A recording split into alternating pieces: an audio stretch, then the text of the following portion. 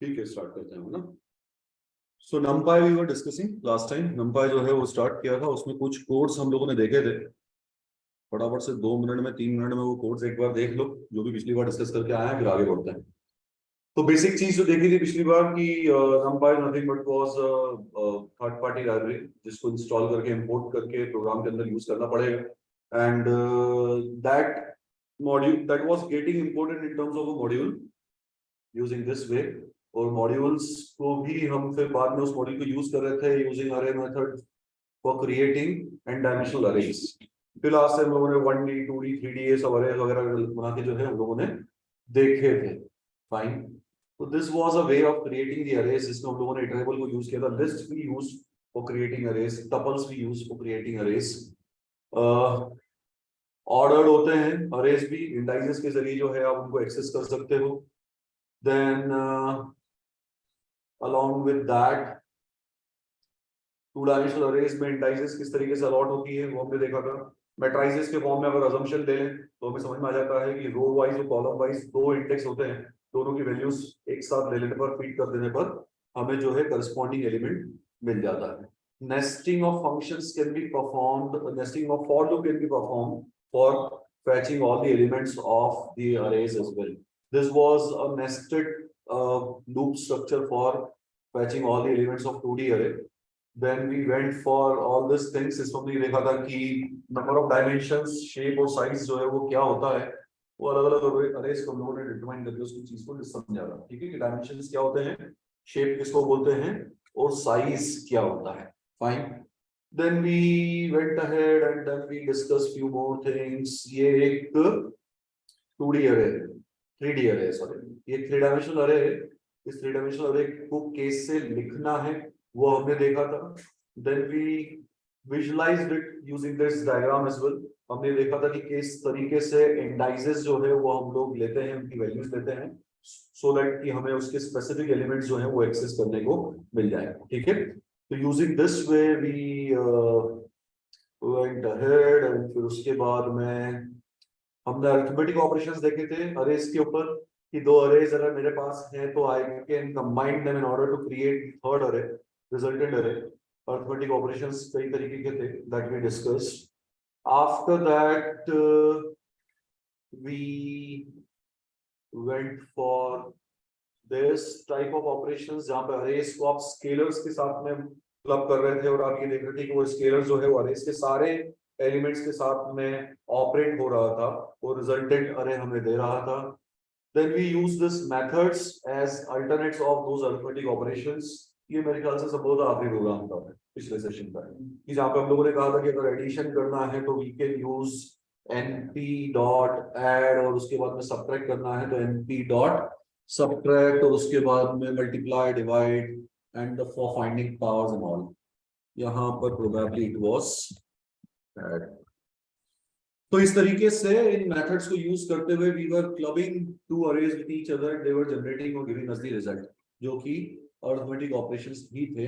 फिर से आगे बढ़ना है। अब कुछ ऑपरेशंस और हैं जो हम लोग उसी स्ट्रिंग में आगे बढ़ा रहे हैं। जैसे यहाँ पे अगर देखें तो आप again imported numpy module as np alias name, उसके बाद आप created two arrays with name ar1 and ar2। दोनों अरेज जो है उनका डायमेंशन कौन सा डायमेंशन क्या है? 2 डायमेंशन। दोनों अरेज जो है वो सेकंड डायमेंशन के हैं। दोनों का अगर मैं यहाँ पर शेप की अगर बात करूं तो दैट शेप इज 2x3, है ना, वो एक टपल जिसमें दिख रहा है 2,3 कंटेंट, ठीक है। और अगर वो मैट्रिक्स के टर्म्स में अगर एक विजुअलाइजेशन करना है तो यहाँ पर दोनों ही केसेस में 2 रोज हैं और 3 कॉलम्स, ठीक है। Then we are trying to perform this operations। In operations में अगर देखोगे तो NP के साथ में मतलब कि वो numpy मॉड्यूल के साथ ही कुछ attributes और हैं। Those attributes we are calling here, and those attributes are true divide, flow divide and mod, ठीक है। अभी true divide, flow divide और mod जो है they are nothing but division, finding quotient and finding remainder, ठीक है। तो it is as simple as that कि आप जैसे divide करते हो तो वो true divide से आपको division मिल जाएगा, फाइन। जब आप क्वोशंट निकालते हैं आपको ध्यान होगा आप ऑपरेटर के टर्म में डबल स्लैश लगाते हैं तो आपको क्वोशंट मिलता है। उसी का मेथड अल्टरनेट ये है, फ्लो डिवाइड, ठीक है। और आप जो रिमाइंडर निकालते हैं ऑपरेटर के टर्म में, कौन सा ऑपरेटर होता है? मॉड्यूलस ऑपरेटर, जिसको रिप्रेजेंट करते हैं परसेंटेज से, ठीक है। उसको यहाँ पे हम डिटरमाइन करते हैं from the method MoD, right. तो इस तरीके से आप दो ऑपरेंड लेकर, 2 अरेज लेकर, इस तरीके से अगर ये मेथड्स उनके ऊपर इंपोज करते हैं तो आपको रिजल्ट में ये मेथड जो है उसी के अनुसार जो है आउटपुट्स दे देती हैं। This are the outputs here, look at this, ठीक है। तो this is what we are going to get. 2 arrays आपके पास है, ऊपर देखते रहना अरेज को, और अरेज के साथ में नीचे आए हुए रिजल्ट्स को देखना। ऐसे समझ में नहीं आता तो we can do one more thing here. इन तीनों आउटपुट्स के पहले let's do one thing, we will print this 2 arrays as well, so that कि मैं उन दोनों अरेज का वो फॉर्मेट देख पाऊं। सीधे सीधे रो कॉलम दिख जाएंगे वहां पे तो कंपेयर करना आसान हो जाएगा, नथिंग एल्स। तो दोनों अरेज जो है ये रहे जिनको आपने प्रिंट करवाया। एलिमेंट वाइज ऑपरेशन की अगर बात करें तो 2 डिवाइड की अगर बात करें तो जैसा मैंने कहा था 5 divided by 2 that is becoming 2.5, 6 divided by 2 that is becoming 3। अगर कहीं लिखा है 3 पॉइंट तो समझो कि वो एक फ्लोटिंग वैल्यू है जिसमें पॉइंट के बाद में शून्य है, 0, राइट। इसके बाद में 7/3 that is becoming 2.333 and so on, ठीक। इसी तरीके से इन दोनों अरेज को लेकर जब हमने फ्लो डिवाइड किया तो 5 divided by 2 then the quotient will become 2, ठीक है। 5 को जब 2 से भाग लगाते हैं तो क्वोशिएंट 2 आता है और रिमाइंडर 1 आता है। तो नीचे वाली मैट्रिक्स भी देखते हुए चलो, रिमाइंडर 1, ये रहा तीसरा ऑपरेशन, ठीक है। 6 divided by 2 that gives us quotient 3 but remainder 0. Similarly 7 divided by 2, not 2, 7 divided by 3 that gives us quotient 2 and remainder 1. इसी तरीके से सेकंड रोज जो है वो आपस में क्लब हो जाएंगे, फाइन। तो these are 3 methods which are contained there in numpy module, numpy package which you are using here. No need to see this, हम लोग उसमें देख के आए हैं कि अगर मैं वो आइडल में जब मैं गया था और वहां पे जब मैंने इंपोर्ट numpy किया था और उसके ऊपर जब dir लगाया था तो numpy के अंदर मुझे बहुत सारे एट्रीब्यूट्स मिले थे। उन्हीं एट्रीब्यूट्स में ये भी एट्रीब्यूट्स वहां पर आपको मिल जाएंगे, since you are using them, accessing them, referring them directly by using np the module, right? So that means these 3 methods are again contained directly along with the module or package numpy, उसी के साथ में content है अंदर। So this way, these are some more operations which you can impose over the arrays. Fine. Now comes the next case. इसमें हमें कहा गया है that we are supposed to find here maximum and minimum of an array. एक array अगर मेरे पास है, उस array का अगर maximum minimum element अगर निकालना है तो उसके लिए कौन सी मेथड यूज होती है वो यहाँ पर समझाई गई, ठीक है।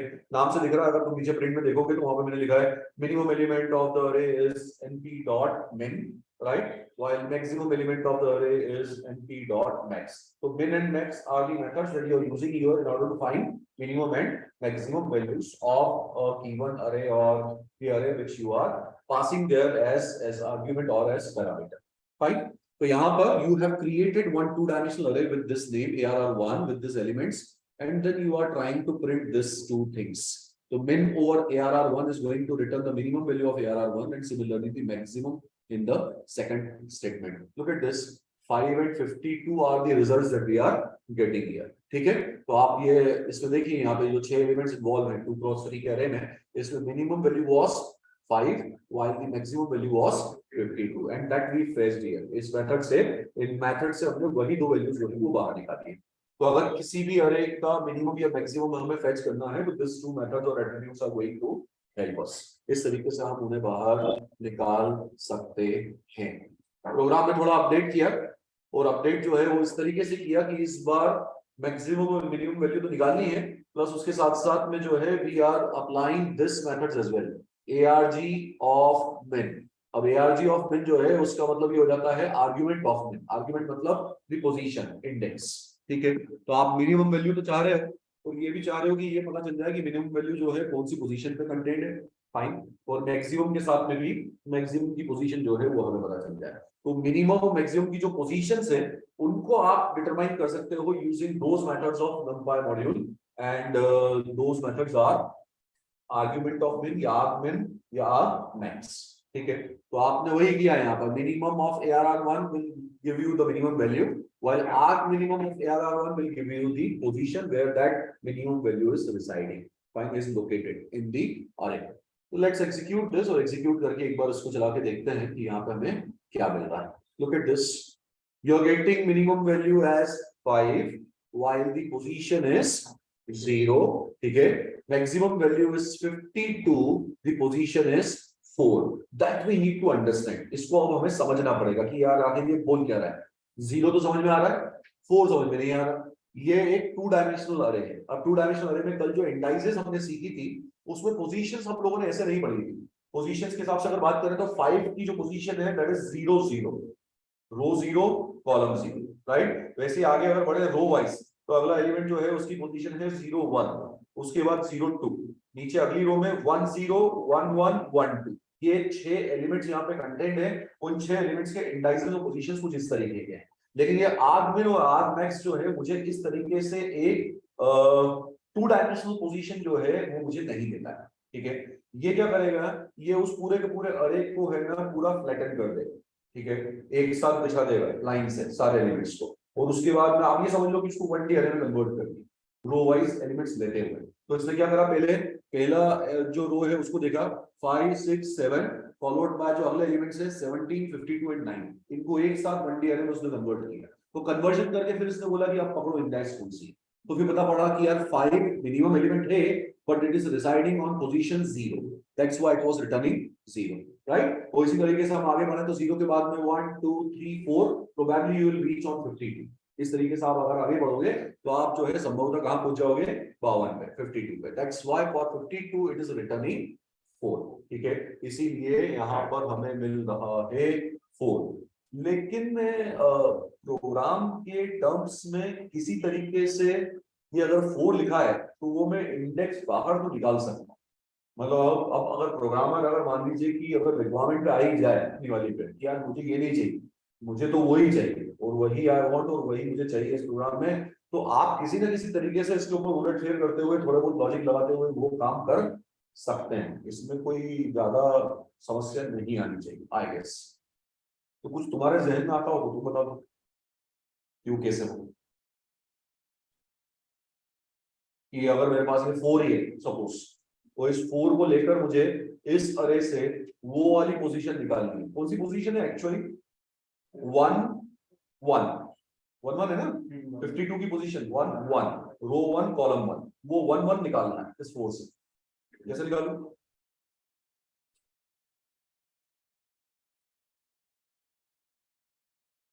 हाँ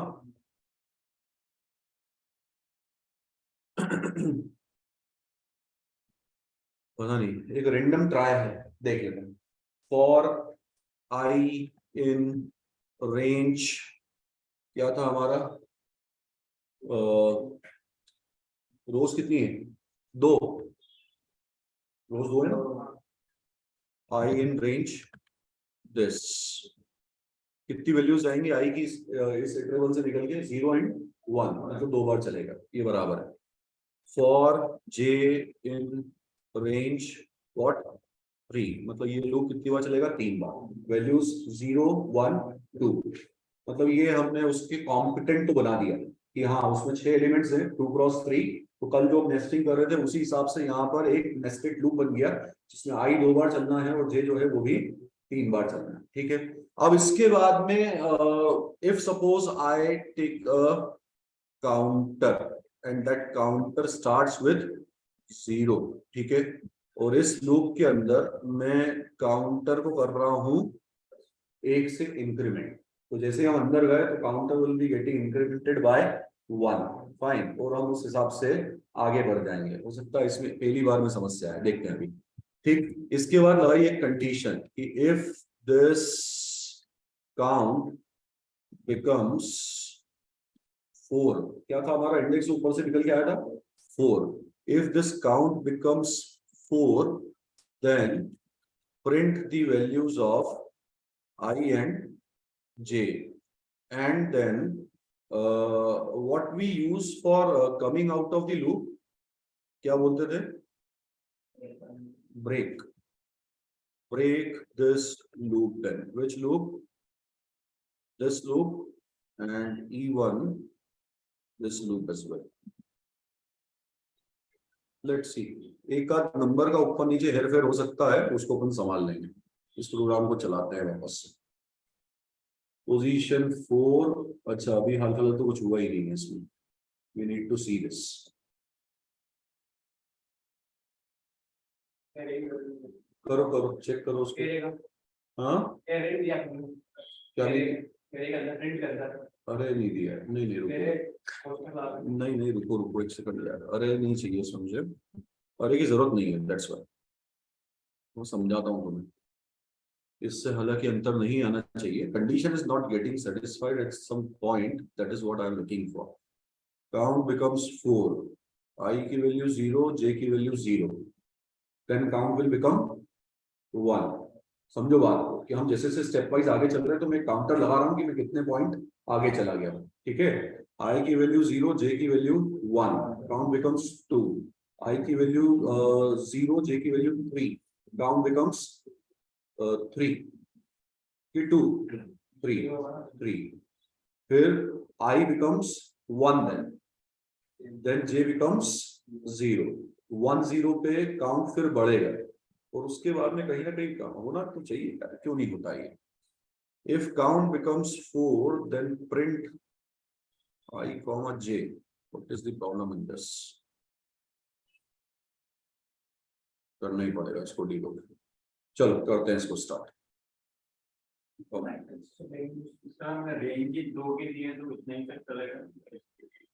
देखो जस्ट इस पोजीशन तक आ गए, इसके बाद में हमें ये तो पता ही है कि जो ऊपर जो इंडेक्स निकल के आया था मैक्सिमम का वो क्या आया था, 4 आया था, आगे बढ़े, आई और जे पे ध्यान देना और काउंट पे ध्यान देते हुए चलना बस,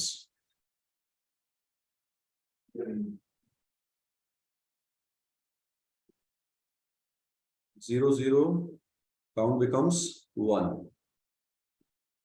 ओके ओके गॉट इट, हाँ ये ब्रेक जो है ना हमने कंडीशन के अंदर लगाना, got it, this is suppose to be here, है ना, और इसके अलावा इससे नहीं लगाना, क्योंकि पहली बार में अगर वो आई वाले लूप में अगर वो नहीं आया अब हो जाना चाहिए, आई गेस, देखते हैं,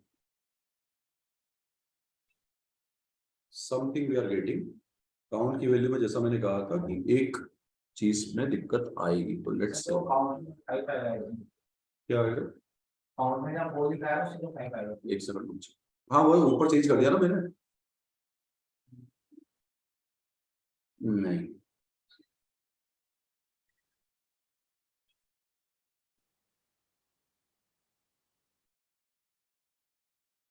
चलो अब तुम जरा इसको काउंट करके बताओ बराबर से, काउंट अगर 0 से स्टार्ट किया सपोज, ठीक है, तो इस लूप में मुझे रो 1 कॉलम 1 कितनी स्टेप्स के बाद मिलेगी?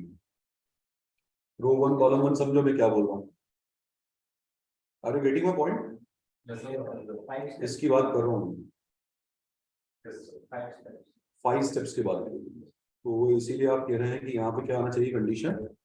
5 आना चाहिए। 1 2 3 4 5, क्योंकि 5 का एलिमेंट है वो, दैट्स व्हाई 2 1 1, ठीक है। इसको बदल के देखते हैं, प्रोग्राम है ये 52 की जगह यहाँ पर this element is suppose now 59, last वाला, ठीक है। अब लास्ट वाला 59 है तो मैक्सिमम बदला, तो उसके साथ में ये भी बदल गया, ठीक है, इसकी पोजीशन मतलब। और ये जो वैल्यू है ये मुझे यहाँ पर यहाँ बदलनी पड़ेगी इस बार, क्योंकि काउंट की स्पेसिफिक वैल्यू आपने दे रखी है 5, that needs to be changed as well. ये क्या आएगी ऊपर प्रोग्राम के हिसाब से? बताओ, पिछली बार 4 था तो आपने यहाँ 5 लिया था, समझ रहे हो? यहाँ से 4 जनरेट हो रहा था इधर से, तो आपने 5 लिया था, तो इसका मतलब ये हो गया दिस प्लस 1 बराबर है जो भी पोजीशन प्रोग्राम में निकल रही है दैट प्लस 1, ठीक। अब हमें यहाँ पर आंसर में मैक्सिमम वैल्यू 59 मिलना चाहिए, और यहाँ पर पोजीशन वाइज वो एलिमेंट आएगा 5, 0 1 2 3 4 5, और यहाँ पर इंडेक्स में आना चाहिए 1 2, ठीक है, that is what we are getting, है ना? तो जैसा मैंने कहा कि फिर अगर आप करना ही है तो किसी न किसी तरीके से वो हो भी जाएगा। यहाँ पर अरे की जरूरत नहीं है, यहाँ पर मैंने क्या किया कि यहाँ पर हमें जो पोजीशन मिल रही थी उस पोजीशन को लेकर मैं ना अरे में ट्रैवर्स करने लग गया इंडाइसेस में, अरे के अंदर जाने की जरूरत नहीं है।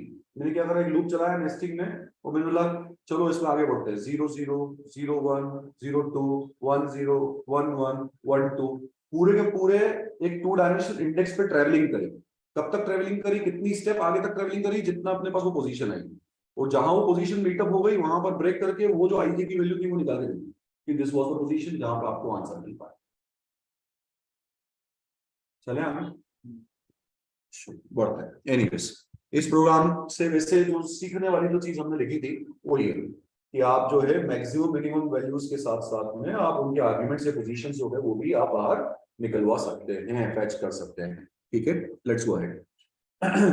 देन उसके बाद कहा है कि finding maximum and minimum value axis wise. अब ये एक्सिस वाइज क्या होता है उसको समझेंगे। दो तरह की एक्सिस आपको मिलेंगी, एक होता है एक्सिस बराबर 0 और एक्सिस बराबर 1, दो तरह की वैल्यूज दी जा सकती है। ये दरअसल एक एडिशनल पैरामीटर होता है जो कि मिन और आर्गमिन और वैसे ही मैक्स इनके साथ में जो है वो आप पास ऑन कर सकते हैं। जैसे आप पिछले प्रोग्राम से इसको अगर कंपेयर करोगे तो मिनिमम वाला जो हमारा जो फंक्शन था उसमें हमने अरे के नाम के साथ साथ में एक और पैरामीटर दे दिया है, उस पैरामीटर का नाम है एक्सेस, और उसकी वैल्यू भी दे रहे हैं that access that value is 0। और यही काम मैंने बाकी चारों जगह भी, बाकी तीनों जगह भी किया। while finding minimum maximum or while finding their positions we use one more parameter that was access। तो एक बात तो क्लियर है कि this is an optional parameter since we have not used it in the previous program। हमने पिछले programme में इसको यूज नहीं किया था, तो ये ऑप्शनल है, देंगे तो क्या होगा वो हमें देंगे, फाइन। तो हम यहाँ पर सर्चिंग मैकेनिज्म दरअसल चेंज कर रहे हैं। हम यहाँ पे क्या बोलते हैं कि हम यहाँ पर जो है मिनिमम और मैक्सिमम वैल्यू तो सर्च कर रहे हैं, पर वो कर रहे हैं कॉलम वाइज, ठीक है, वो कर रहे हैं कॉलम वाइज। आप इसका रिजल्ट देख लो, उसके बाद में you will better understand that what I am saying. This is the execution of the program, this is the result of the program. ध्यान से देखो, this is your array that you have taken, fine. इस array में अब एक बात बताओ फटाफट से, पहले मिनिमम को लेके बात करते हैं। एक एक कॉलम देखते हो, चलो ये पहली कॉलम है तुम्हारी, कितने एलिमेंट्स है उसमें? 5 and 1। What is the minimum element of this column? 1। वो यहाँ कंटेंट है, ये देखो ये रहा, ठीक है। सेकंड कॉलम का मिनिमम एलिमेंट क्या है? 1, वो ये रहा यहाँ पर, फाइन। थर्ड कॉलम का मिनिमम एलिमेंट क्या है? 7, वो यहाँ कटते हैं, ठीक है। वैसे ही इन दोनों कॉलम्स में से मैक्सिमम वैल्यू इज 5, वो आपको ये मिल रहा है मैक्सिमम है। सेकंड कॉलम थर्ड कॉलम के मैक्सिमम एलिमेंट्स हैं 5 and 9 रिस्पेक्टिवली, वो यहाँ रखे हैं, ठीक है। तो इसलिए मैंने कहा, अभी आर्गुमेंट्स की बात करते हैं, इसलिए मैंने कहा कि जब आप यहाँ पर एक्सेस वाइज सर्चिंग करते हैं कि मिनिमम या मैक्सिमम क्या है, तो दरअसल वो पूरे के पूरे अरे में सर्च करने की बजाय वो कॉलम वाइज सर्च कर रहा है कि हर कॉलम में जो मैक्सिमम एलिमेंट या मिनिमम एलिमेंट है वो निकाल के बाहर दे देगा। अब ऑब्वियस सी बात है कि अगर यहाँ पर एक 2 डायमेंशनल अरे है तो हर कॉलम से अगर आप मैक्सिमम या मिनिमम पिक कर रहे हो तो फिर आंसर में आपके पास एक वैल्यू नहीं आ रही, आपके पास में फिर मल्टीपल वैल्यूज आएंगी हर कॉलम से एक। तो इसीलिए answer is not a value or a integer here, the answer is again an array, right. तो ये है, जैसे मैं इसको अगर बोलूं कि ये क्या है, तो दिस इज अरे of all the minimum values that the system has determined from columns, ठीक है। कॉलम वाइज जो मिनिमम वैल्यूज हैं वो ये है जो एक अरे के रूप में आपके सामने आ गई, ठीक है। और कॉलम वाइज जो मैक्सिमम वैल्यूज हैं वो ये, ठीक है।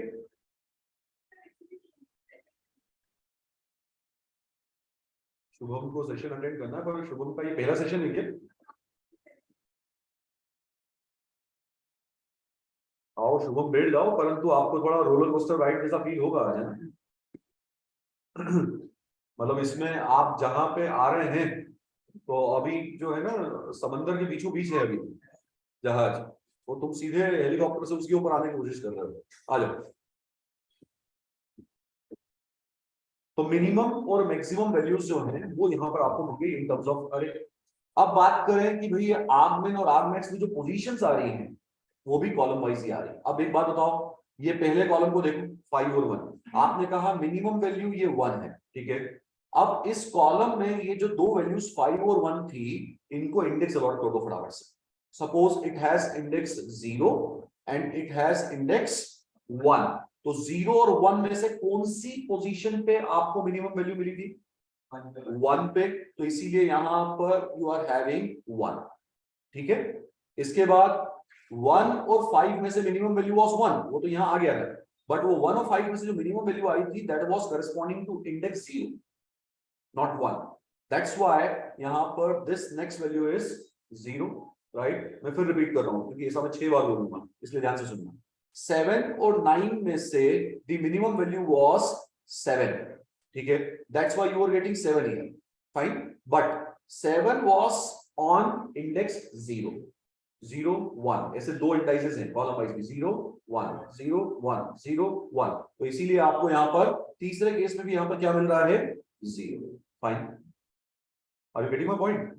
तो इसीलिए यहाँ पे, या फिर इसको ऐसा समझ लो यार, ये कि कौन सी रो है, this was row 2, this was row 1, this was row 1, जैसा इंटरप्रेट करना चाहें आप, ठीक है। इंडाइसेस के टर्म्स में अगर हम देखें तो ये इंडेक्स हमारे पास आ रहा है, तो हम क्या बोलेंगे?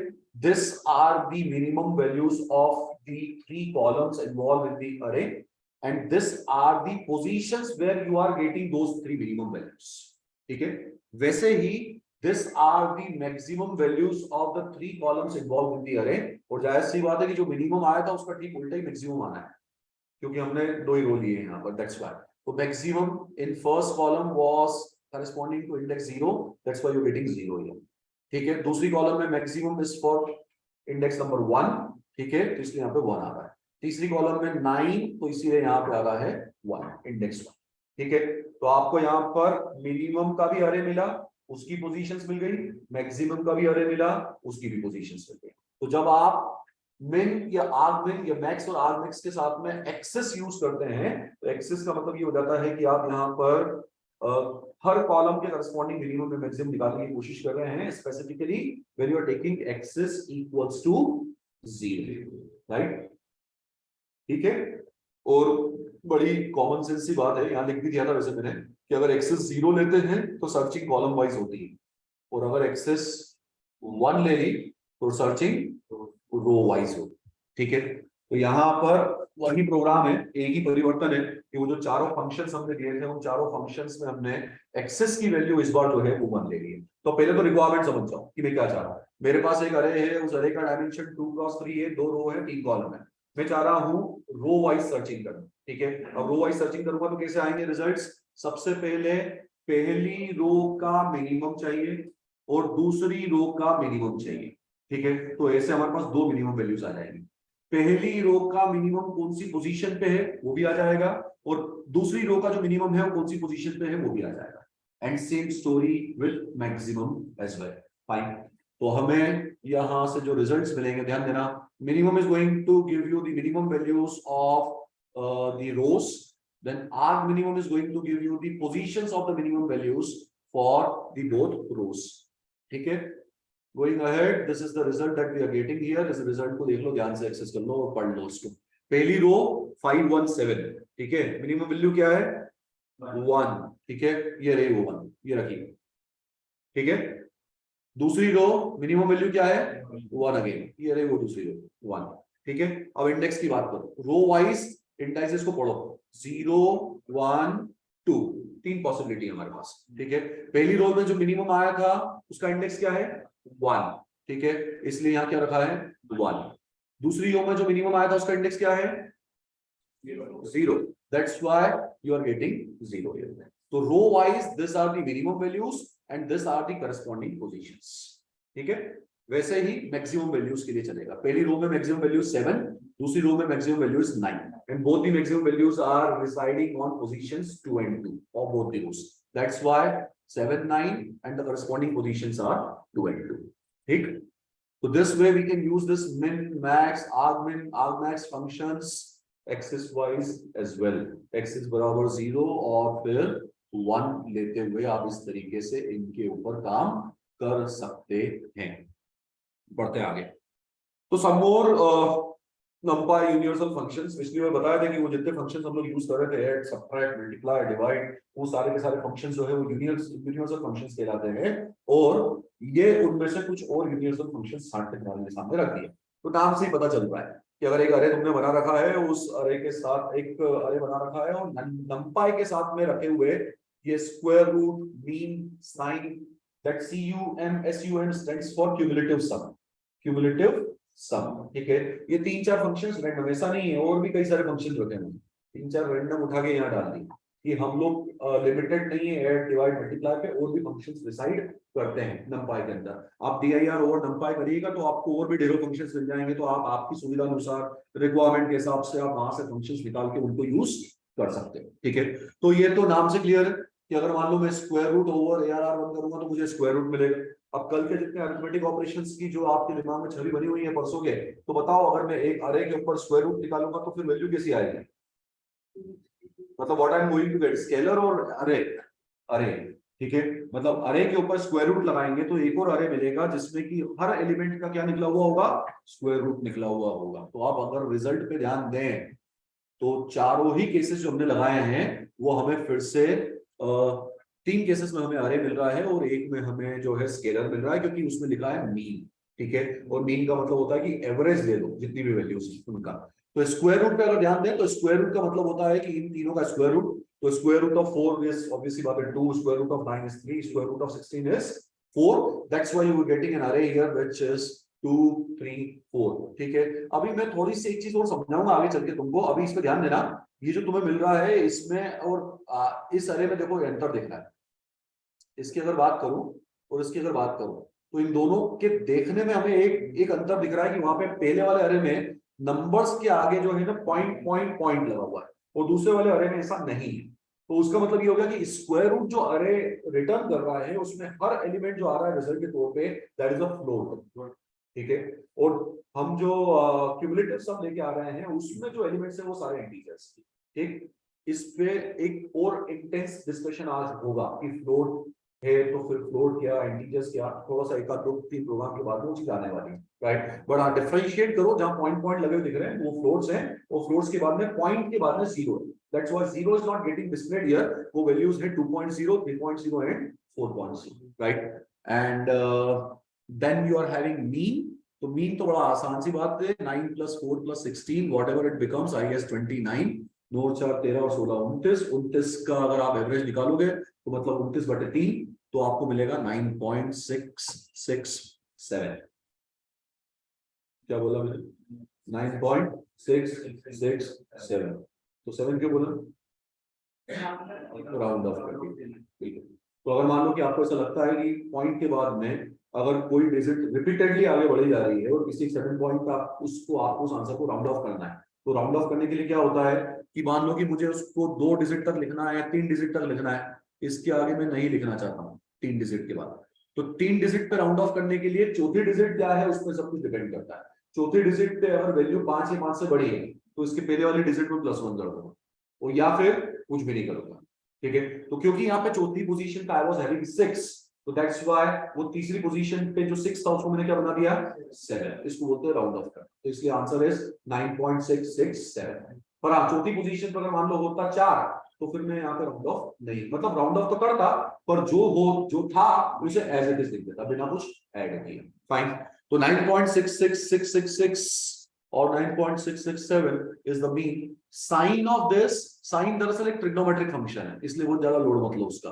ट्रिग्नोमेट्रिक फंक्शन जैसे हम बोलते थे ना, हम जब 12वीं में पढ़ते थे कि साइन 0 जो है वो 0 होता है, साइन 90 जो है वो 1 होता है, साइन 180 जो है वो फिर से 0 होता है। इसी तरीके से यहाँ पर 3 वैल्यूज ले ली गई हैं 4, 9 and 16। Sine over that has been calculated and then the results are this, जो यहाँ पर इस अरे के अंदर इंक्लूडेड है। सीखने वाली बात सिर्फ ये है कि ट्रिग्नोमेट्रिक फंक्शंस भी numpy के अंदर अवेलेबल है। अगर कहीं किसी मैथमेटिकल पॉइंट ऑफ टाइम को यूज करने की जरूरत पड़े तो हमें यूज उन्हें करना पड़ेगा, ठीक है। And then comes cumulative sum. Cumulative sum को प्रेडिक्ट करना बड़ा आसान है। ऊपर जो आपको अरे दिया था ARR1 उसको देख लो। पहला element comes as it is, पहला एलिमेंट क्या था 4, that's why result I am having 4।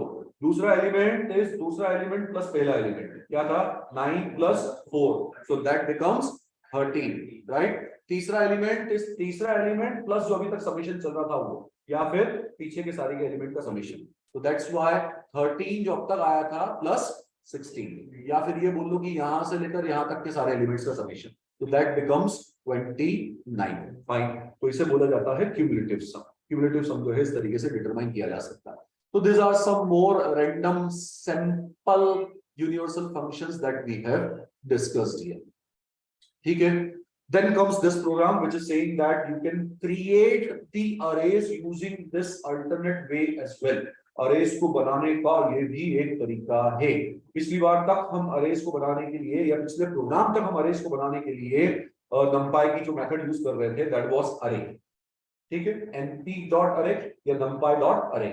उस अरे के साथ में, उस मेथड के साथ में आप आर्गुमेंट के तौर पे इटरेबल डाल देते हो। कई बार आपने लिस्ट डाली, कई बार आपने टपल डाला, या फिर आपने वैल्यूज को डायरेक्टली लिख दिया, तो वो अरे में कन्वर्ट होकर आपके पास आ जाता था।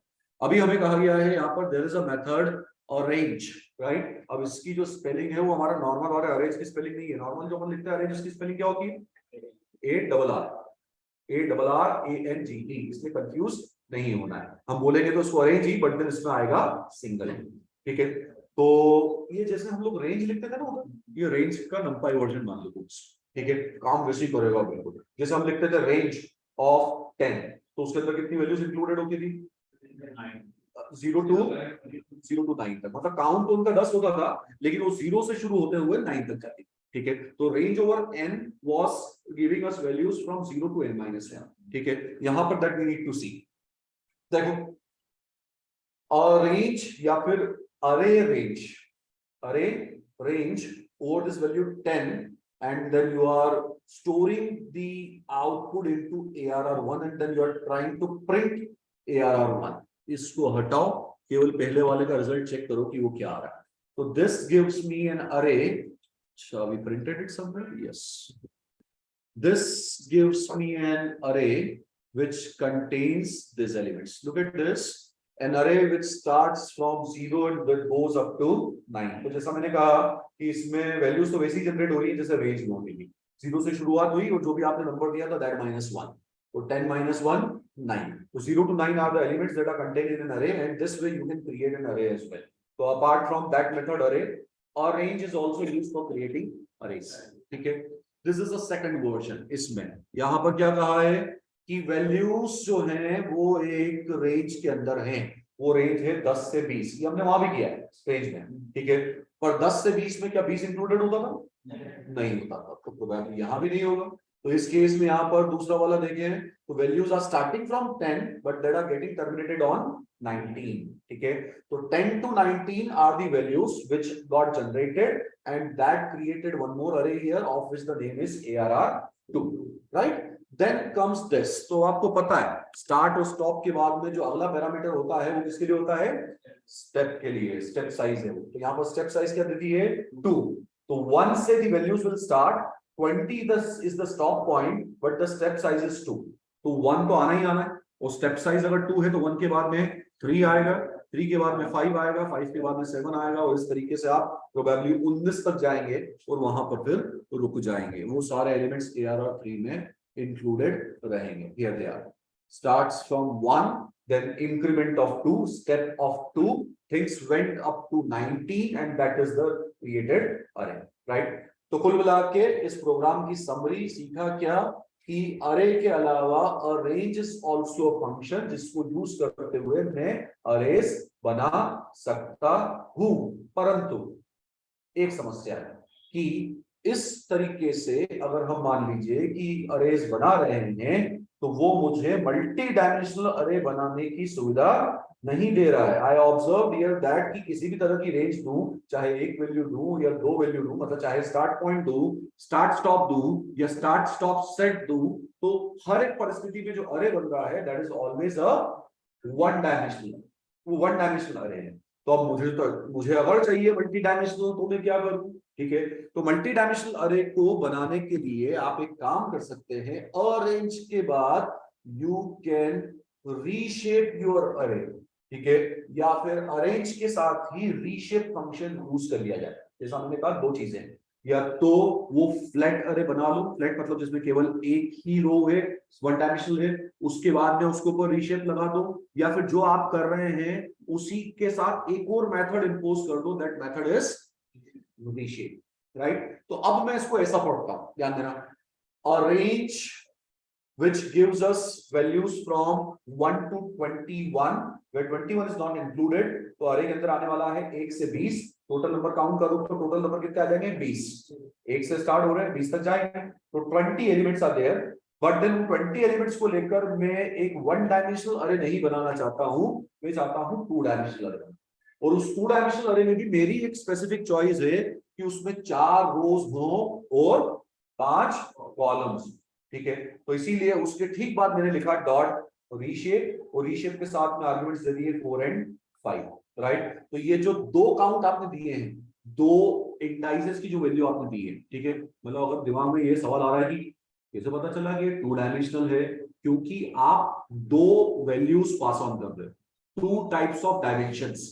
पहले डायमेंशन में आपने दिया 4, दूसरे डायमेंशन में आपने दिया 5, ठीक है। तो इसीलिए I am calling it a two dimensional array is going to be generated, जिसमें पहले डायमेंशन में काउंट इन्वॉल्व है 4, 4 रोज, दूसरे डायमेंशन में इन्वॉल्व है 5 कॉलम्स, ठीक है। और एक बात का मुझे ख्याल रखना पड़ेगा कि अगर मैं 4x5 का 2D अरे बनाता हूं तो मुझे पहले से ये ज्ञात हो कि 4x5 के अरे में टोटल नंबर ऑफ एलिमेंट्स 20 होते हैं, ठीक है। 4 row 5 column, total number of elements 4 गुणे 5 मतलब 20, 20 एलिमेंट्स होते हैं। तो अगर 20 एलिमेंट्स होते हैं तो वो जो अरेंज यूज किया है उसमें से 20 एलिमेंट्स निकलने चाहिए, ना कम ना ज्यादा। अगर कम ज्यादा किया और वो अगर रीशेप के साथ मैच नहीं हुआ तो फिर अरे नहीं बनेगा, फिर एरर आएगी, ठीक है। तो आपके यहां से जनरेटेड नंबर ऑफ एलिमेंट्स और यहाँ की रिक्वायरमेंट दोनों आपस में मैच, इस बात का हमें ख्याल रखना पड़ेगा, ठीक है। तो इसीलिए now we went ahead, we executed this and then I found my result. Here is my result. Here it is. 4 row 5 column, ठीक है। और जो एलिमेंट जनरेट होके आए थे 1 से 20 तक, वो फटाफट रो वाइज सारे आ रहे हैं, 1 2 3 4 5 6 7 8 9 10 रो वाइज, यानी इस तरह से कंस्ट्रक्शन हुआ है। पहले 5 रो पहली रो, पहले 5 एलिमेंट पहली रो, उसके बाद में 5 करके आगे की रोज बनती चलेगी, ठीक है। And there is no need to check, और मैं करूंगा भी नहीं, आप इसको करके देख लेना, लॉजिकली आपको बेसिकली समझ में आ गया है। अगर मैंने यहाँ नंबर्स में हेरफेर करी तो फिर उस केस में एक्सेप्शन जनरेट होगा ही होगा। ये रीशेप उसके हिसाब से काम नहीं कर रहा, ये अरेंज रीशेप के हिसाब से काम नहीं कर रहा, ठीक है। तो that needs to be taken care of, वो हमें ध्यान रखना ही पड़ेगा। ये प्रोग्राम समझ में आ गया? कोई समस्या तो नहीं इस प्रोग्राम में? ठीक है मेरा भाई, चलो आगे बढ़ो। देखो इधर इसमें क्या लिखा है, creating arrays with all zeros and all और ऑल वंस। ऐसे अरेज बनाने की कभी जरूरत पड़ जाए कि यार वो तो पता है कि अरे का डायमेंशन क्या है, लेकिन हम चाहते हैं कि शुरुआत में अभी उस अरे के अंदर सारे एलिमेंट क्या हो, 0 0, ये सारे एलिमेंट क्या हो 1, तो there are some methods for this as well, those methods are zeros and ones, ठीक है। तो आप देखो फॉर्मेट बिल्कुल आसान है, नंपाई को इंपोर्ट किया एनपी की तरह, ARR बंद करके एक अरे बनाया, एनपी के जरिए जीरोस मेथड को कॉल किया, और जीरोस के साथ में ये एक पैरामीटर जा रहा है जो दरअसल आपकी रिक्वायर्ड अरे के डायमेंशंस, ठीक है। तो I am expecting a 2-dimensional array here in which I need to have 3 rows 4 columns, ठीक है। And similarly you want arrays with all ones with similar dimensions 3 cross 4. That array is having name ARR2, and then I executed this code and I'm getting this result. देखो जरा, पहली matrix 3 cross 4 की है जिसमें सारे शून्य हैं, दूसरी मैट्रिक्स सारे 1, dimension we had given that. Fine. तो एक बहुत ही एक छोटी सी चीज है कि इस तरह की मेथड्स हमारे पास हैं कि अगर टू बिगिन विद हमें मान लीजिए कि कोई इस तरह के अरेज बनाने की जरूरत पड़ रही है जिसमें सारे जीरो अगर आपको चाहिए, तो यूजिंग जीरोस और ones you can do that. अब इस तरीके से जो है उसको क्रिएट कर सकते हो। Fine. One more way of creating arrays. देखो हम दरअसल पिछले 2-3 कोर्स से जो सीख रहे हैं ना, आप अगर देखेंगे तो एक पैटर्न ऊपर निकल गया। वो पैटर्न जो हम लोग पिछली बार स्टार्ट करके आए थे कि अरेज के ऊपर अरिथमेटिक ऑपरेशन परफॉर्म कैसे किए जाते हैं, तो आपने उसमें अरिथमेटिक ऑपरेशन देखे, आपने उसमें यूनिवर्सल फंक्शंस देखे। आज भी हमने उनमें कुछ यूनिवर्सल फंक्शंस जो है वो आपको इंक्लूड करें। फिर आपने बोला कि मिनिमम मैक्सिमम वैल्यू वगैरह कैसे निकालती है वो आपने सीख लिया। अभी पिछले 3-4 प्रोग्राम से कैटेगरी चल रही है। वो कैटेगरी क्या है? अरेज को क्रिएट करने के अल्टरनेट वेज। तो apart from that traditional method अरे, हमने यहाँ अभी 2-3 तरीके वो सीखे जिनमें हम अरेज बना सकते हैं। एक तो हो गया वो अरेंज के साथ रीशेप, एक हो गया जीरोस या वंस, स्पेसिफिक केसेस है और उनसे भी अरेज तो बन ही रहे आते, ठीक है। और अब एक उसमें एक चीज कड़ी और जोड़ रही है, वो ये आपके पास यहाँ पर जो है पाइथन में नंपाई के अंदर कुछ मेथड होती है, वो मेथड है रैंडम, ठीक है। हालांकि रैंडम नंबर्स जनरेट करना नंपाई का एक बहुत बड़ा वर्टिकल है। इसमें बहुत सारे ऑप्शंस अवेलेबल है। आप उसको सर्च करने जाओगे ना तो आपको तमाम तमाम कॉम्बिनेशंस मिलेंगे। अब मैंने उसमें से बहुत ही काटा छाटी करके 2 ऑप्शंस नीचे निकाले हैं बस, जिससे मैं तुम्हें ये बता पाऊं कि रैंडम नाम की भी कोई चीज होती है और इससे भी हम अरेज बना सकते हैं। आप इसको और एक्सप्लोर करना, और इसको ही क्या, नंपाई अपने आप में ही माउंट एवरेस्ट है, ठीक है। उनमें से हम कुछ कुछ पोर्शन डिस्कस करते हुए चल रहे हैं, और जैसा मैंने पहले भी तुमसे कई बार कहा है, इतना सीख जाओगे कि बचा हुआ हिस्सा तुम अपने आप पढ़ने बैठोगे तो तुम्हें आसानी से समझ आ जाएगा, ठीक है। It is practically not possible to cover each and every point in the class, क्योंकि ऐसा करेंगे तो नंपाई भी 1 महीना चलेगा आराम से। अब यार पूरा डेटा साइंस ही नंपाई पंडास पे चल रहा है, तो तुम अगर हम ये सोचे कि 2 सेशन में नंपाई खत्म हो जाएगा तो that is not going to happen, मुश्किल है वो चीज। पर फिर भी मैं कोशिश कर रहा हूँ कि मेजर चीजें जो है वो ग्लिम्स आपके सामने जरूर रख दो। कॉन्सेप्चुअली आप चीजें समझ जाओगे, उसके बारे में चिंता मत करो। अभी तक हम कहाँ हैं? अभी तक हम लोगों को ये समझ में आ गया है कि अरेज क्या होते हैं, अरेज विजुअलाइज होने लगते हैं। पिछले सेशन में हम लोगों ने बहुत डिटेल में आराम से पढ़ा था कि यार 1D 2D 3D even 4D तक अरे हम लोगों ने देख लिए थे वो कैसे दिखते हैं। आज हम उनके बीच में ऑपरेशंस देखें, ठीक है। अब रैंडम मतलब क्या होता है? What is random? रैंडम मतलब कहीं से भी आ जाना, स्कैटर, जिसके पीछे कोई लॉजिक नहीं है, बस निकाल के दे दिए। फाइन। तो अगर मान लीजिए कि मैं यहाँ पर क्या देखा, ध्यान पे एनपी के साथ में, एनपी कैसे चल, हाँ इंपोर्टेड है, एनपी के साथ में रैंडम, और रैंडम के अंदर रेंड आईटी, इस तरीके से अगर मैं एक फंक्शन यहाँ पे यूज कर रहा हूँ तो उसके साथ में अगर यहाँ पे 100 दे रहा हूँ, तो that indicates that you are trying to generate a random integer between 0 and 100। 0 से 100 के बीच में से आप एक रैंडम इंटीजर जनरेट करने की बात यहाँ पर कर रहे हैं। फाइन। अगर मान लो कि मैं यहाँ पर उस वैल्यू को आर में स्टोर करके आर को प्रिंट करवा रहा हूं, तो इतना तो लॉजिकल है, since you are trying to generate a random integer, तो दैट मींस कि r will be an integer and that you are trying to print. ये अरे नहीं है। फाइन। जब मैंने इसे एग्जीक्यूट किया तो रैंडम इंटीजर आ गया यहाँ पर 1, ठीक है। पर इस प्रोग्राम को जब मैंने वापस से एग्जीक्यूट किया विदाउट चेंजिंग इट, तो एक और इंटीजर आ गया 78। फिर से एग्जीक्यूट किया 43 15 37 95 28। इसका मतलब ये हो गया कि ये प्रोग्राम जब जब एग्जीक्यूट हो रहा है तो वो फिर एक 1 से 100 की रेंज के बीच में कोई भी एक रैंडम इंटीजर बना के आपको दे देता है, ठीक है। तो रैंडम करके you are having a category inside numpy which helps you to generate the random numbers as well। वो आपकी मदद करती है रैंडम नंबर्स जनरेट करने में, right. Now we need to see how I can use this random वाली thing for creating the arrays, right. देखो, तो np डॉट रैंडम पूरा आइडेंटिकल चल रहा है पिछले केस की तरह, dot rand int random integer, ये भी बिल्कुल वैसा ही जैसा पीछे लिया था, प्लस इसके साथ में अगर देखोगे तो अब instead of taking one argument मैंने यहाँ पे 3 आर्ग्यूमेंट ले लिए, ठीक है। वो 3 आर्ग्यूमेंट में यहाँ पर पहले लिखा है 1, फिर लिखा है 10, जो ये बता रहा है कि आप रैंडम इंटीजर्स जनरेट करना चाहते हो with in a range, and that range is 1 to 10, right. Along with that आपने एक और पैरामीटर दे दिया जो बहुत कमाल का पैरामीटर है, और उसमें आपने लिख दिया साइज, और साइज के साथ में आपने लिख दिया 3,3। बस जहां तुमने लिखा साइज, इसका मतलब ये हो गया कि you want to create an array, and that array is going to have dimension 3 cross 3, राइट। एक 2 डायमेंशनल अरे बनेगा जिसका डायमेंशन 3 क्रॉस 3 होगा, 3 रो होगी और 3 कॉलम होंगे। 3 रो 3 column, total number of elements 9, लेकिन all of those 9 integers will be random and the range of random is from 1 to 10। तो 1 से 10 के बीच के नो रैंडम इंटीजर्स निकाल के 3 क्रॉस 3 की मैट्रिक्स बनाने की अगर कहीं पर परिस्थिति बन जाए तो ये वो तरीका है जिससे आप वो काम कर सकते हैं, ठीक है। Result you are storing into ARR, then you are printing ARR after that. जब आप इसको डिस्प्ले करोगे you will get this. Look at the output: 9, 2, 8, 5, 6, 2, 3, 4, 6. Random integers between 1 and 10, and the output is an array with dimension 3 cross 3. और अगर ये programme वापस से execute करवा लें और रिपीटेडली एग्जीक्यूट करवाते जाएं तो आप पाएंगे कि आपकी मैट्रिक्स हर बार अलग आ रही है, क्योंकि आपको रैंडमली सारे वैल्यूज निकाल के ला रहे हो, ठीक है। तो I executed this program multiple times, and every time I am there observing that I am getting a different matrix, ठीक है। आपको अलग अलग मैट्रिक्स मिल रही है हर बार, since you are using concept of random integers to create this array, fine. ये कहीं उस तरह की परिस्थिति में काम आ सकता है कि जहां पर रैंडम नंबर्स बोलते ना कि I want to throw a dice, फिर उस केस में आपके पास एक रैंडम नंबर जनरेशन की परिस्थिति बन गई, तो वहां पर इस तरह के फंक्शंस वगैरह जो है वो यूज कर सकते हैं, ठीक है। तो स्टैटिस्टिक्स में आगे चल के हो सकता है कि हमें रैंडम नंबर्स पे बहुत काम करना पड़े, and this functions might help us there a lot, fine.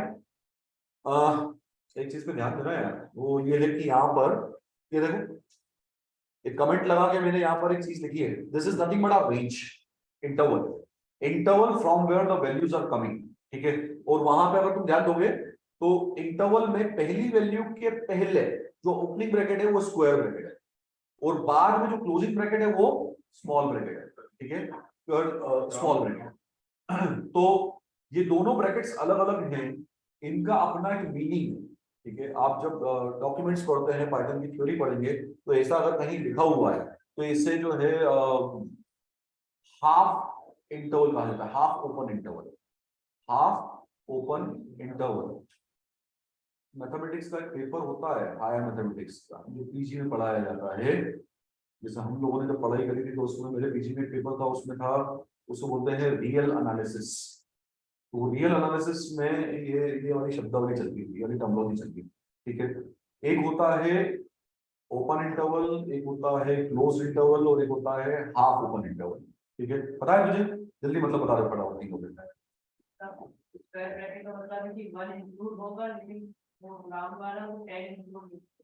बहुत बढ़िया।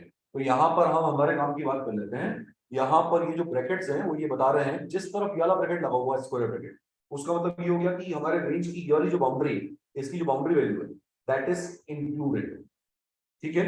और अगर मान लो कि ये क्लोज ब्रैकेट लगा है और अगर ऐसा लिखा हुआ है इसके साथ में, तो ये जो बाउंड्री है जिसकी वैल्यू है 10 दैट इज नॉट इंक्लूडेड, ठीक है। इसके मैं कुछ और एग्जांपल्स भी तुमको दे देता हूं, जैसे कि अगर मान लो सपोज कहीं पर लिखा है ऐसा 1,10, तो इसका मतलब होता है कि यहाँ पर 1 and 10 बोथ आर इंक्लूडेड, ठीक है। अगर इसी के साथ में अगर ब्रैकेट्स लगे होते ऐसे, तो हम बोलते हैं कि the values needs to be fetched from this interval, but 1 and 10 both are not included, excluded, ठीक है। और इसीलिए हमने कहा कि जो ऊपर दिया है वो हाफ ओपन है। हाफ ओपन मतलब एक तरफ से तो ओपन है, दूसरी तरफ से नहीं है, राइट। तो जो रेंज हम लोग यहाँ पर, या जो रेंज यहाँ पर आपका रेंड int मेथड लेकर चल रहा है, ये जो 1 and 10 आपने लिखा है, वो हाफ अपर इंटरवल होता है जिसमें जो अपर रेंज है वो इंक्लूडेड नहीं होती।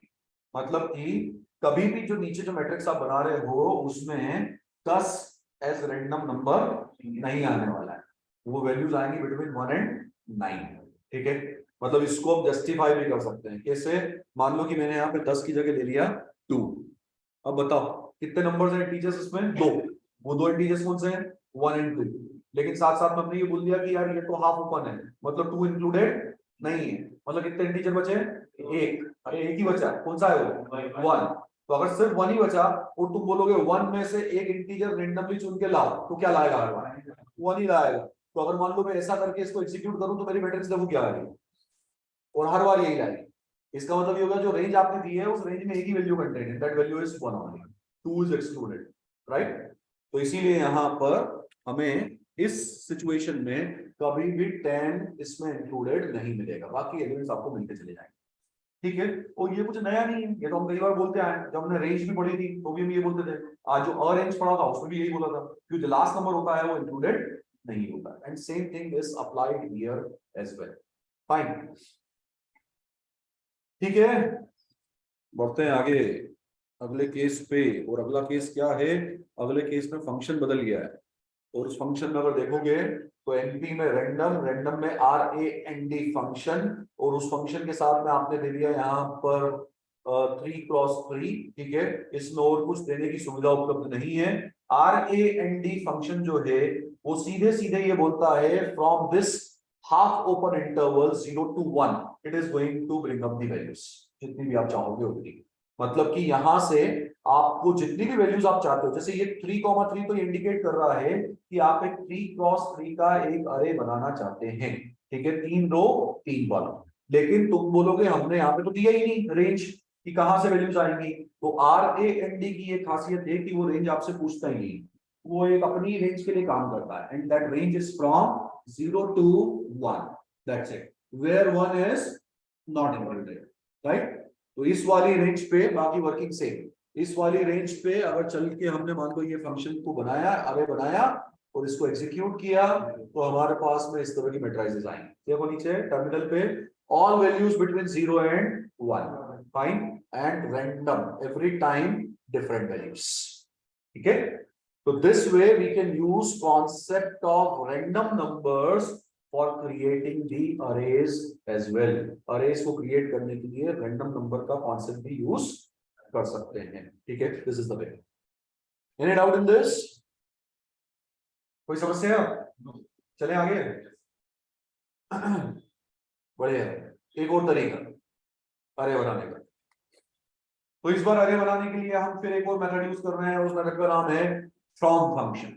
numpy के अंदर रिसाइड करता है, और numpy के अंदर इसका नाम है फ्रॉम फंक्शन। ठीक है, अभी फ्रॉम फंक्शन के साथ में अगर तुम आर्ग्यूमेंट्स देखोगे कि क्या क्या दिए हैं, तो दो आर्ग्यूमेंट्स दिख रहे हैं। एक है फंक्शन का नाम FUNC, यूजर डिफाइंड नेम है क्योंकि वो तो दिख ही रहा है ऊपर, देखो फंक्शन की डेफिनेशन भी दी हुई है FUNC, एक्स और वाई दो पैरामीटर ले रही है और रिटर्न कर रहा है वो x प्लस वाई।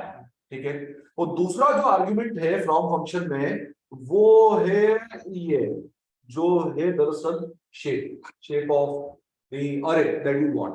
तो फिर एक 2 डायमेंशनल अरे चाहिए जिसमें 3 रो हो 3 कॉलम हो, और 3 रो 3 कॉलम के अलावा उस अरे में क्या एलिमेंट्स होंगे वो सब कुछ इस फंक्शन पे डिपेंड कर रहा है, सब कुछ। ठीक है, अब वो एलिमेंट्स देखना है कि क्या बन रहे हैं कैसे बन रहे हैं, उनको समझना है कि फ्रॉम फंक्शन कैसे काम करता है। ठीक, चलते हैं इसमें आगे। देखो बेटा, समझाना पड़ेगा यार, अब इसमें गणित है इसके अंदर दरअसल।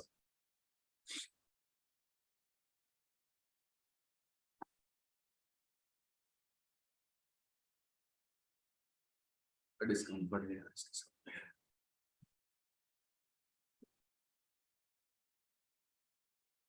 हम्म,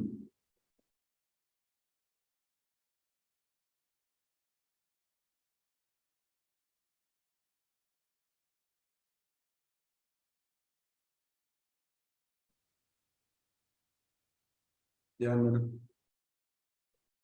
एक मैट्रिक्स बना रहा हूं मैं यहाँ पर, जिसमें एलिमेंट्स ले रहा हूँ 0 0 0,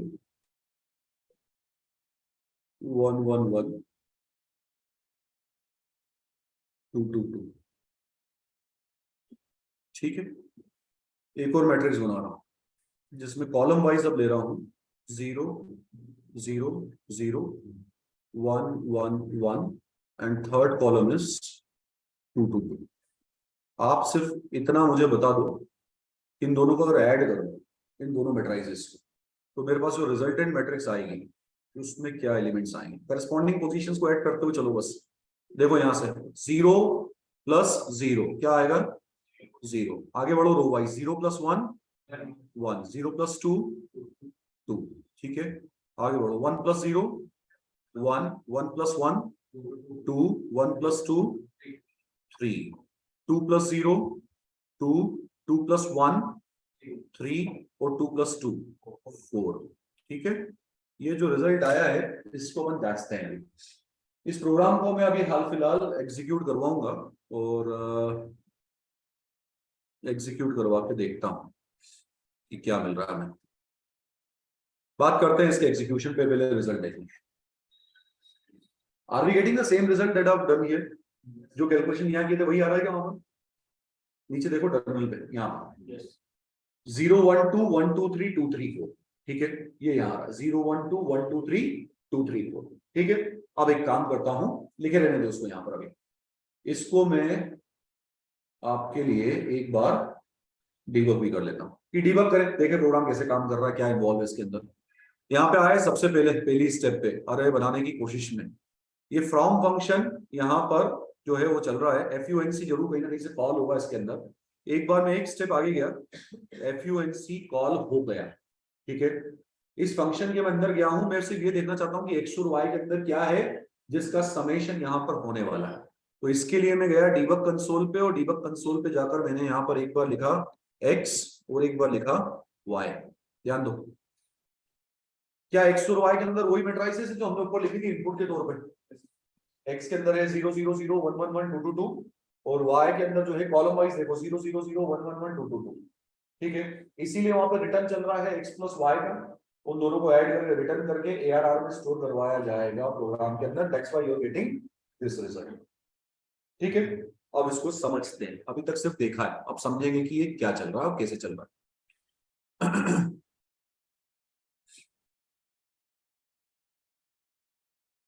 हाँ बेटा, सबसे पहले स्टेप जब ये प्रोग्राम एग्जीक्यूट होगा तो हमें ये पहले से ही पता है कि फ्रॉम फंक्शन के अंदर ये जो दिया हुआ है ये हमारे रिजल्टेंट अरे का डायमेंशन है। 3 क्रॉस 3 की मैट्रिक्स आखिर में चाहिए।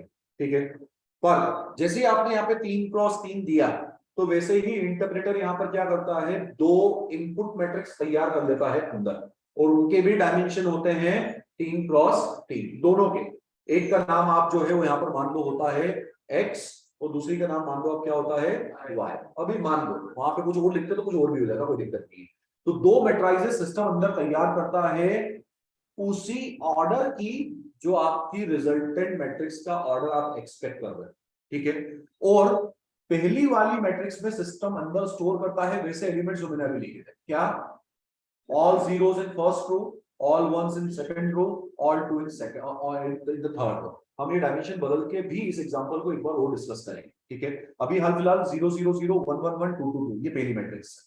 दूसरी मैट्रिक्स जो सिस्टम ने अंदर तैयार करी है उसमें यही एलिमेंट्स कॉलम वाइज लिख दो 0 0 0 1 1 1 2 2 2। ठीक है, तो जैसे ही आपने यहाँ पर 3 क्रॉस 3 दिया, सिस्टम ने अंदर 3 क्रॉस 3 के 2 मैट्रिसेस तैयार किए और उसके बाद इस फंक्शन को कॉल किया जो यहाँ पर रखा हुआ है। ठीक है, उस फंक्शन की कॉलिंग यहां पर करी गई है, पर आप ध्यान दो ये फंक्शन 2 पैरामीटर एक्सपेक्ट कर रहा था, पर यहां से उसको पैरामीटर सेंड नहीं किए गए। ये भी कमाल की बात है, क्योंकि that thing is getting implicitly managed by the system. वो पैरामीटर आपको पास करने की जरूरत नहीं है, वो पैरामीटर्स अंदर सिस्टम मैनेज कर रहा है और वो फंक्शन को पास ऑन कर रहा है। अभी पैरामीटर कौन से हैं? वही 2 मैट्रिसेस जो अभी सिस्टम ने अंदर कैलकुलेट की। ठीक है, तो सबसे पहले इसे देखा गया, इसी ऑर्डर की 2 मैट्रिसेस बनाई गई, फंक्शन कॉल किया और फंक्शन को वो 2 मैट्रिसेस जो है वो सेंड कर दी गई। जब मैं मैट्रिसेस बोल रहा हूं तो उसका मतलब अरेज ही है। ठीक है, 3 क्रॉस 3 डायमेंशन के 2 अरे। ठीक है, वो इसको सेंड कर दिए गए। ठीक है, और आप सिर्फ बाद में ये बोल रहे हो कुछ मत करो, उन दोनों अरेज को ऐड कर दो और रिटर्न कर दो, खत्म। तो अभी आपने देखा था ऐड करने पे क्या रिजल्ट आ रहा था, और that array got returned from function func, and that's why that was overall the returning value from this thing, and that was getting stored into what? ARR. ठीक है, तो फंक जो रिटर्न कर रहा था वो कैच कर रहा है ARR, और वही दरअसल आपकी रिजल्टेंट मैट्रिक्स बन रही थी, और इसीलिए आपकी रिजल्टेंट मैट्रिक्स में ये जो नीचे आपको दिख रहे हैं ये दोनों, इन दोनों का आ रहा था समेशन, और वो है ये। फाइन। अब इसमें परिवर्तन करने के लिए बेटा बहुत सारी चीजें हैं, जैसे कि ये जो आपने मैट्रिक्स बनाई है, ये जो फंक्शन आपने बनाया है ये कस्टम फंक्शन है। कस्टम फंक्शन का मतलब होता है जैसे चाहे वैसे बनाएंगे मैट्रिक्स, हम हमारी मर्जी नहीं है प्लस करवाने की, हम मल्टीप्लाई करवाना चाहते। तो आपने बोला okay do one thing, x into y करना। फाइन। तो इसके बाद जब आपने इसको एग्जीक्यूट किया, तो एग्जीक्यूट करने पर आपका रिजल्ट जो है वो ऐसा आ गया। ठीक है, अब वो ऐसा में अब आप इमेजिन कर लो, आपने जो भी दो मैट्रिसेस लिखी थी ना, उसमें एक एक एलिमेंट अब एक दूसरे से क्या हो रहा है, रिस्पेक्टिव पोजीशन पे मल्टीप्लाई हो रहा है, ऐड नहीं हो रहा। ठीक है, तो मल्टीप्लिकेशन पे आपके पास में जो है ऐसा रिजल्ट आ गया। आपने बोला मैं सब्ट्रैक्ट करना चाहता हूँ, कोई बात नहीं सब्ट्रैक्ट कर दो। आपने बोला मैं वाई रिटर्न ही नहीं करना चाहता हूँ, मैं तो सिर्फ एक्स, कोई बात नहीं एक्स और वाई हमने रिसीव किए हैं, पर मैं तो एक्स से रिटर्न करवाऊंगा। उसने अरे रिटर्न किया, नीचे वाले स्टेटमेंट ने अरे को ARR में कैच कर लिया, तो आप पाओगे कि यहाँ पे केवल एक्स आ गया। देखो नीचे रिजल्ट में 0 0 0 1 1 1 2 2 2, राइट। उस आपने बोला सिस्टम में एक्स रिटर्न नहीं करना, वाई रिटर्न करना है, आपने y रिटर्न कर दिया, नीचे रिजल्ट में देखो आपकी मैट्रिक्स y आ गई। तो जो भी आप उन दो रिसीव्ड मैट्रिसेस के साथ करना चाहते हैं वो आप यहां पर एक्सप्रेशन में बढ़िया लिख दो, कोई दिक्कत नहीं आएगी। उन दोनों के रिजल्ट जो भी आप जनरेट कर रहे हो वो आपको रिटर्न मिल जाएगा। ठीक है, मैंने बोला मैं x + 1 रिटर्न करना चाहता हूँ। ठीक है, आपको पता है ना अरे में स्केलर ऐड करवाया जा सकता है, पिछली बार करवाया था ना, क्या होता है अरे में स्केलर ऐड करने पर? तुम आ गए क्या, दिखे ही नहीं कब आए? अच्छा, इंडिविजुअली सारे एलिमेंट्स में 1 ऐड हो जाता है। अब x तो हमने देख ही रहा था ऊपर क्या था, जब +1 किया तो नीचे देखो मैट्रिक्स वो 0 0 1 1 1 2 2 2 में जो है वो एक एक एलिमेंट ऐड हो गया, तो 1 1 1 2 2 2 3 बन गया। तो आप यहां पर से जो भी रिटर्न करवाना चाहते हैं ऑफ टाइप अरे, है ना, ध्यान रखना इस बात का जो मैंने बोला, ऑफ टाइप अरे वो आप रिटर्न करवाइए, वो जो है वो कैच हो जाएगा बाय ARR, और ARR जो है वो आपकी रिजल्टेंट वैल्यू बन जाएगी। तो इस तरीके से आप कस्टम फंक्शंस यूज कर सकते हो टू क्रिएट दी एलिमेंट्स। ठीक है, बात समझ में आ रही है क्या बोल रहा हूं मैं? इस तरीके से जो है आप एलिमेंट्स जनरेट कर सकते हैं। सर क्या हमारा हस्तक्षेप उस पे है क्या, वो जो दो मैट्रिक्स हमने बनाई थी? नहीं, उस पर तुम्हारा नियंत्रण नहीं है। आप ज्यादा से ज्यादा ये कर सकते हो कि यहाँ पे आप डायमेंशन चेंज कर सकते हो। जैसे 3,3 लिया है तुमने, तो मैं यहाँ पर सपोज 2,2 ले लूं। अब इसको मैं आसान रखता हूं ताकि अपने को कैलकुलेशन आसान रहे।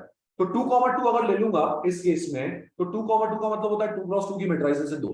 ठीक है, तो पहली मैट्रिक्स क्या होगी 0 0 1 1, और दूसरी मैट्रिक्स क्या होगी कॉलम वाइज 0 0 1 1। ठीक है, ये आप देख भी सकते हो यहां से रिटर्न करते हुए।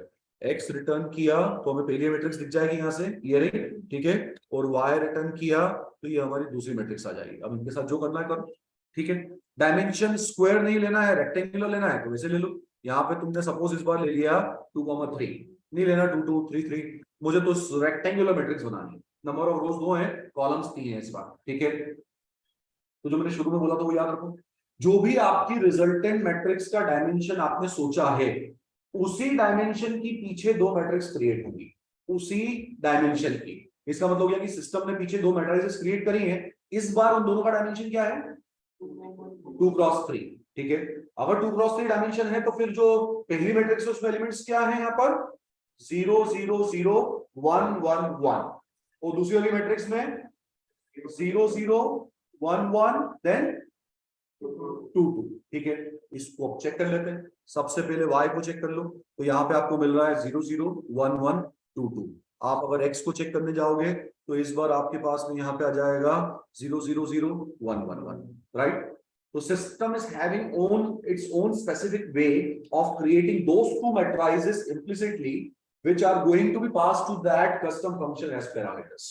वो तो आप जो ऐसा उसका पैटर्न सेट है उसी के हिसाब से मैट्रिसेस क्रिएट करेगा, वो जाएंगे उस फंक्शन के पास। अब तुम्हें जो करना है करो उस फंक्शन के अंदर, जैसा आप चाहे मैट्रिसेस को आपस में यूज कर लो, जिस भी पैटर्न से आपको मैट्रिक्स बनानी है वो बना लो, वो आके आपके ARR के साथ में इंक्लूड हो जाएगा, ठीक है, एंड वो आपकी रिजल्टेंट मैट्रिक्स बनाएगा। डिफॉल्ट पैटर्न मैट्रिसेस बनाने का एक पैटर्न है, वो फिक्स्ड है, उस पैटर्न को we can not change, but we can change the dimensions.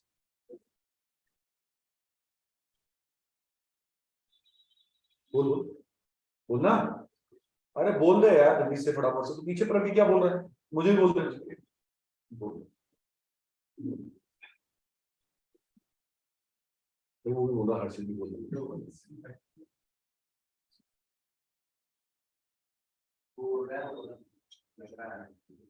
चलो बल्ब बल्ब बन गए, ठीक है।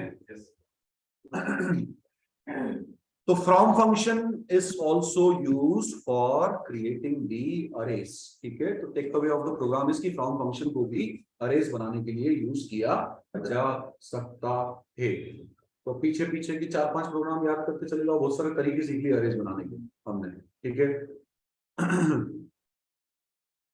Going ahead now after this, हाँ डी टाइप जो मैं बोल रहा था, डेटा टाइप पे भी कुछ कहानी तो आनी है यहाँ पर। अब एक छोटी सी चीज डिस्कस कर रहे हैं यहाँ पर, जो शेप लेगी और अच्छी चीज है, पता चल जाएगा तो और अच्छा लगेगा अपने को सुन के, इसमें देखना है यहाँ पर। D type in नंपाई arrays, D type stand for data types, ठीक है। सबसे पहले यहाँ पे मैं बात करूंगा नंबर्स पे ही अभी हाल फिलहाल, इसके अलावा क्योंकि हम नंबर्स पे ही सारे अरेज बनाते आए हैं, नंबर्स पे ही चर्चा करेंगे, पर नंबर्स की में भी अपने अंदर इम्प्लिसिटली कुछ चीजें छुपी हुई हैं, वो निकाल के बाहर लानी है हमें। याद में रखना, एक लिस्ट बनाई शुरुआत में, पहली बात तो एक इंपोर्ट किया, इंपोर्ट किसको किया, मॉड्यूल को, दैट मॉड्यूल इज नंपाई, ठीक है, पैकेज मॉड्यूल जो भी बोलो उसको इंपोर्ट किया, एक लिस्ट बनाई, यहाँ पे वो मैंने अलियास नहीं दिया है, छोड़ दो उसको, उससे कोई फर्क नहीं पड़ता। उसके बाद उस लिस्ट को एज इटरेबल अरे मेथड के साथ पास किया नंपाई के अंदर, तो ऑब्वियस सी बात है इससे अरे क्रिएट हो जाएगा, अरे का नाम क्या है, ARR1, right. What is this, type of list 1 of 0, इसका मतलब क्या है, पहली बात तो लिस्ट 1 क्या है, it is a list, right. List 1 के साथ में अगर मान लो इस तरह स्क्वायर ब्रैकेट्स लगा के 0 लिखा तो इसका मतलब क्या है, इंडेक्स 0 पे रखा हुआ एलिमेंट, मतलब हम दरअसल बात कर रहे हैं first element of the list, ठीक है। और उसका भी मैं देखना चाह रहा हूं टाइप, तो तुम्हारी आज तक की हुई जितनी पीएचडी है शोध इस पे, वो क्या बताती, क्या आएगा यहाँ पे, इंटीजर आएगा, ठीक है। यहां से पता चलेगा कि that element is nothing but N object of class integer, ठीक है। अब इसके बाद हमारे पास अरे भी है, ARR1 है ना, वो भी तुम्हें पता है कि तुमने इन्हीं एलिमेंट से बनाया है, उसके अंदर भी 5 एलिमेंट्स हैं, 1 2 3 4 5, उसको अगर प्रिंट करोगे तो वो भी प्रिंट कर देगा 1 2 3 4 5, कॉमा नहीं दिखेंगे पर देखेगा तो अरे फाइन, दोनों को प्रिंट करने की जरूरत नहीं है ना, हमें पता है कि अरे कैसा दिखता है और लिस्ट कैसी दिखती है। इसके बाद मैंने अगर ये लिखा है कहीं ARR1 ऑफ 0, तो हमें ये भी पता है कि इसका मतलब ये है कि अरे का पहला एलिमेंट वो क्या है, 1, ठीक है। उसका भी मैं टाइप देखने की कोशिश कर रहा हूँ कि यार अरे के पहले एलिमेंट का टाइप क्या है, वो भी देखें यार, fine, that is also an integer, दिया ही है वो तो fine, but there is small change in this two and that change is this, तो क्या, तो लिस्ट में हमें जो पहला एलिमेंट दिख रहा है वो तो बड़ा प्रेडिक्टेबल सा था कि that is an object of class integer, but in case of arrays जब आपने कोई इंटीजर वैल्यू को बाहर निकाल के उसका जब टाइप चेक किया तो वो फिर INT नहीं आया, वो आया यहाँ पर numpy.int32, ठीक है, जिसको हम पढ़ते हैं कि दिस वन, ध्यान देना, अरे के अंदर जो 1 रखा है that one is an object of class numpy.int32, मतलब कि numpy पैकेज के अंदर एक क्लास है, उस क्लास का नाम है int32, उसका ऑब्जेक्ट जो है वो 1 है, राइट। मतलब यार लिस्ट में तो int क्लास का ऑब्जेक्ट था, पर उसी लिस्ट से जब कोई अरे बना तो वो अरे हमारी int जो बिल्ट इन क्लास होती है हमारे लिए, ठीक है, उसका ऑब्जेक्ट नहीं बनता है। numpy के अंदर अपनी एक क्लास है इंटीजर की, उसका ऑब्जेक्ट यहाँ पर क्रिएट होगा, right. And this we can verify as well, अगर मैं अभी तुम्हें करके देखना इसको, आइडल में जाके इंपोर्ट numpy करके dir ओवर numpy करना, जैसे dir ओवर numpy करोगे तो सारे एट्रीब्यूट्स खुलेंगे, उसमें ढूंढना, तो उसके अंदर तुमको ये चीज पड़ी हुई मिल जाएगी, क्या, int32, और फिर आप वहां पे जाके चेक करना कि what is type of numpy.int32, तो आपको रिटर्न करेगा it is an object of class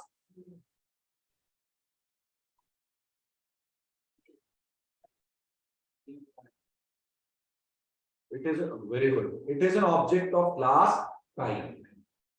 अभी बोला ना चिल्ला चिल्ला के कि ये क्या है, numpy.int32 is a class जिसका वो ऑब्जेक्ट बनाया one. If it is a class then it must be an object of class type. अभी तक हर बार तो यही बोलते थे कि अगर कोई क्लास है तो उसको जनरेट किसने किया है, टाइप ने, राइट। तो इसलिए जब आप टाइप ऑफ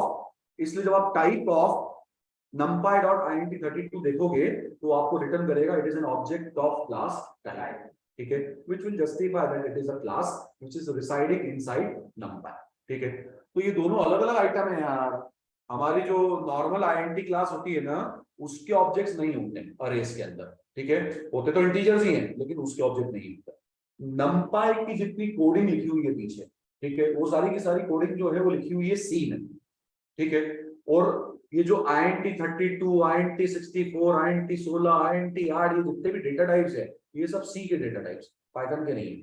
तो ये 8, 16, 32, 64 ये जो सब चल रहे हैं ये बिट्स है, 8 बिट, 16 बिट, 32 बिट, 64 बिट, ठीक है।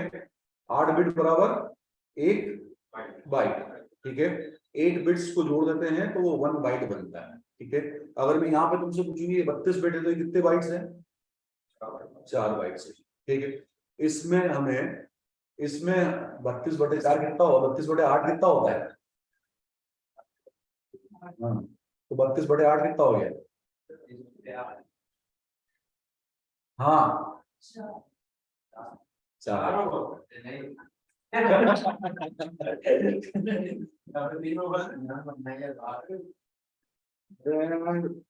मुझे लगता है बटे समझ में नहीं आ रहा है। 32/4, 32/4 अभी मैंने क्वेश्चन भी बदल दिया है कभी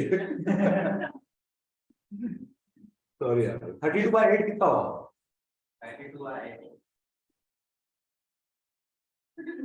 8 का टेबल बोल, आगे अबे डेटा साइंटिस्ट बनना है ना, फिर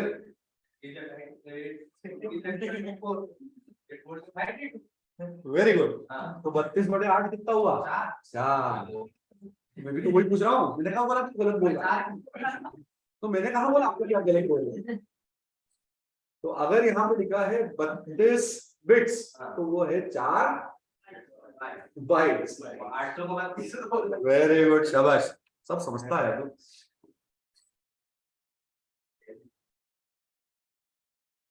कंक्लूजन निकलना है, छोड़ो, अभी तक सिर्फ इस प्रोग्राम से एक ही कंक्लूजन निकला। तो कंक्लूजन ये है कि हमारे जो नॉर्मल पाइथन के जो इंटीजर्स होते हैं और जो numpy अरे के अंदर रखे हुए इंटीजर्स होते हैं दोनों जो है वो अलग अलग क्लासेस से जनरेट होते हैं, ठीक है। एक की क्लास हमारे पास में पाइथन में इनबिल्ट पड़ी हुई है INT नाम से जो बिल्ट इन के अंदर रखी है, और यहाँ पर जो है क्लास इसकी जो है numpy के अंदर पड़ी है।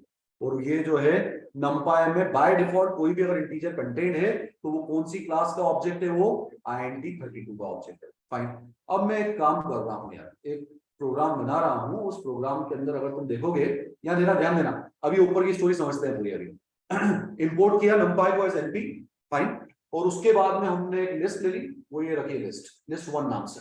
उसके बाद मैंने अरे के जरिए एक अरे बनाने की कोशिश करी, अरे मेथड से यहाँ पर दे दिया मैंने उस लिस्ट का नाम कि भैया इन एलिमेंट्स को यूज करना अरे को बनाने के लिए, और उसके बाद एक नया पैरामीटर वो आज लेके आया जो अभी तक हमने अरे बनाने के लिए यूज नहीं किया था, ठीक है। और वो पैरामीटर जो है इस बार है डे टाइप, मतलब डेटा टाइप। तो इससे एक कहानी और सीखने को मिली कि जब हम np.array यूज करते हैं तो इटरेबल के साथ साथ में ये एक एडिशनल पैरामीटर भी दे सकते हैं जिसमें हम ये तय कर सकते हैं कि हमारे जो नंबर हम देने वाले हैं वो आखिर कौन सी क्लास से हम जनरेट करवाना चाहते हैं, ठीक है। तो हम उसे जनरेट करवाना चाहते हैं उन सारी वैल्यूज को INT8 से। दिखाई दो यहाँ तुमको, ज्यादा बेहतर है यार, एक बार देख के आ जाते हैं।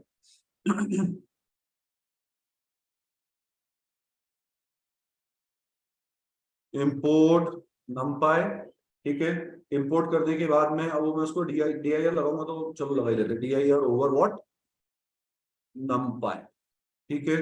It will generate the list of those attribute, search for I into this, ये देखो, ये दिख रहा है INT8 64 32, कहीं ना कहीं 16 भी होगा, 16 0, ठीक है।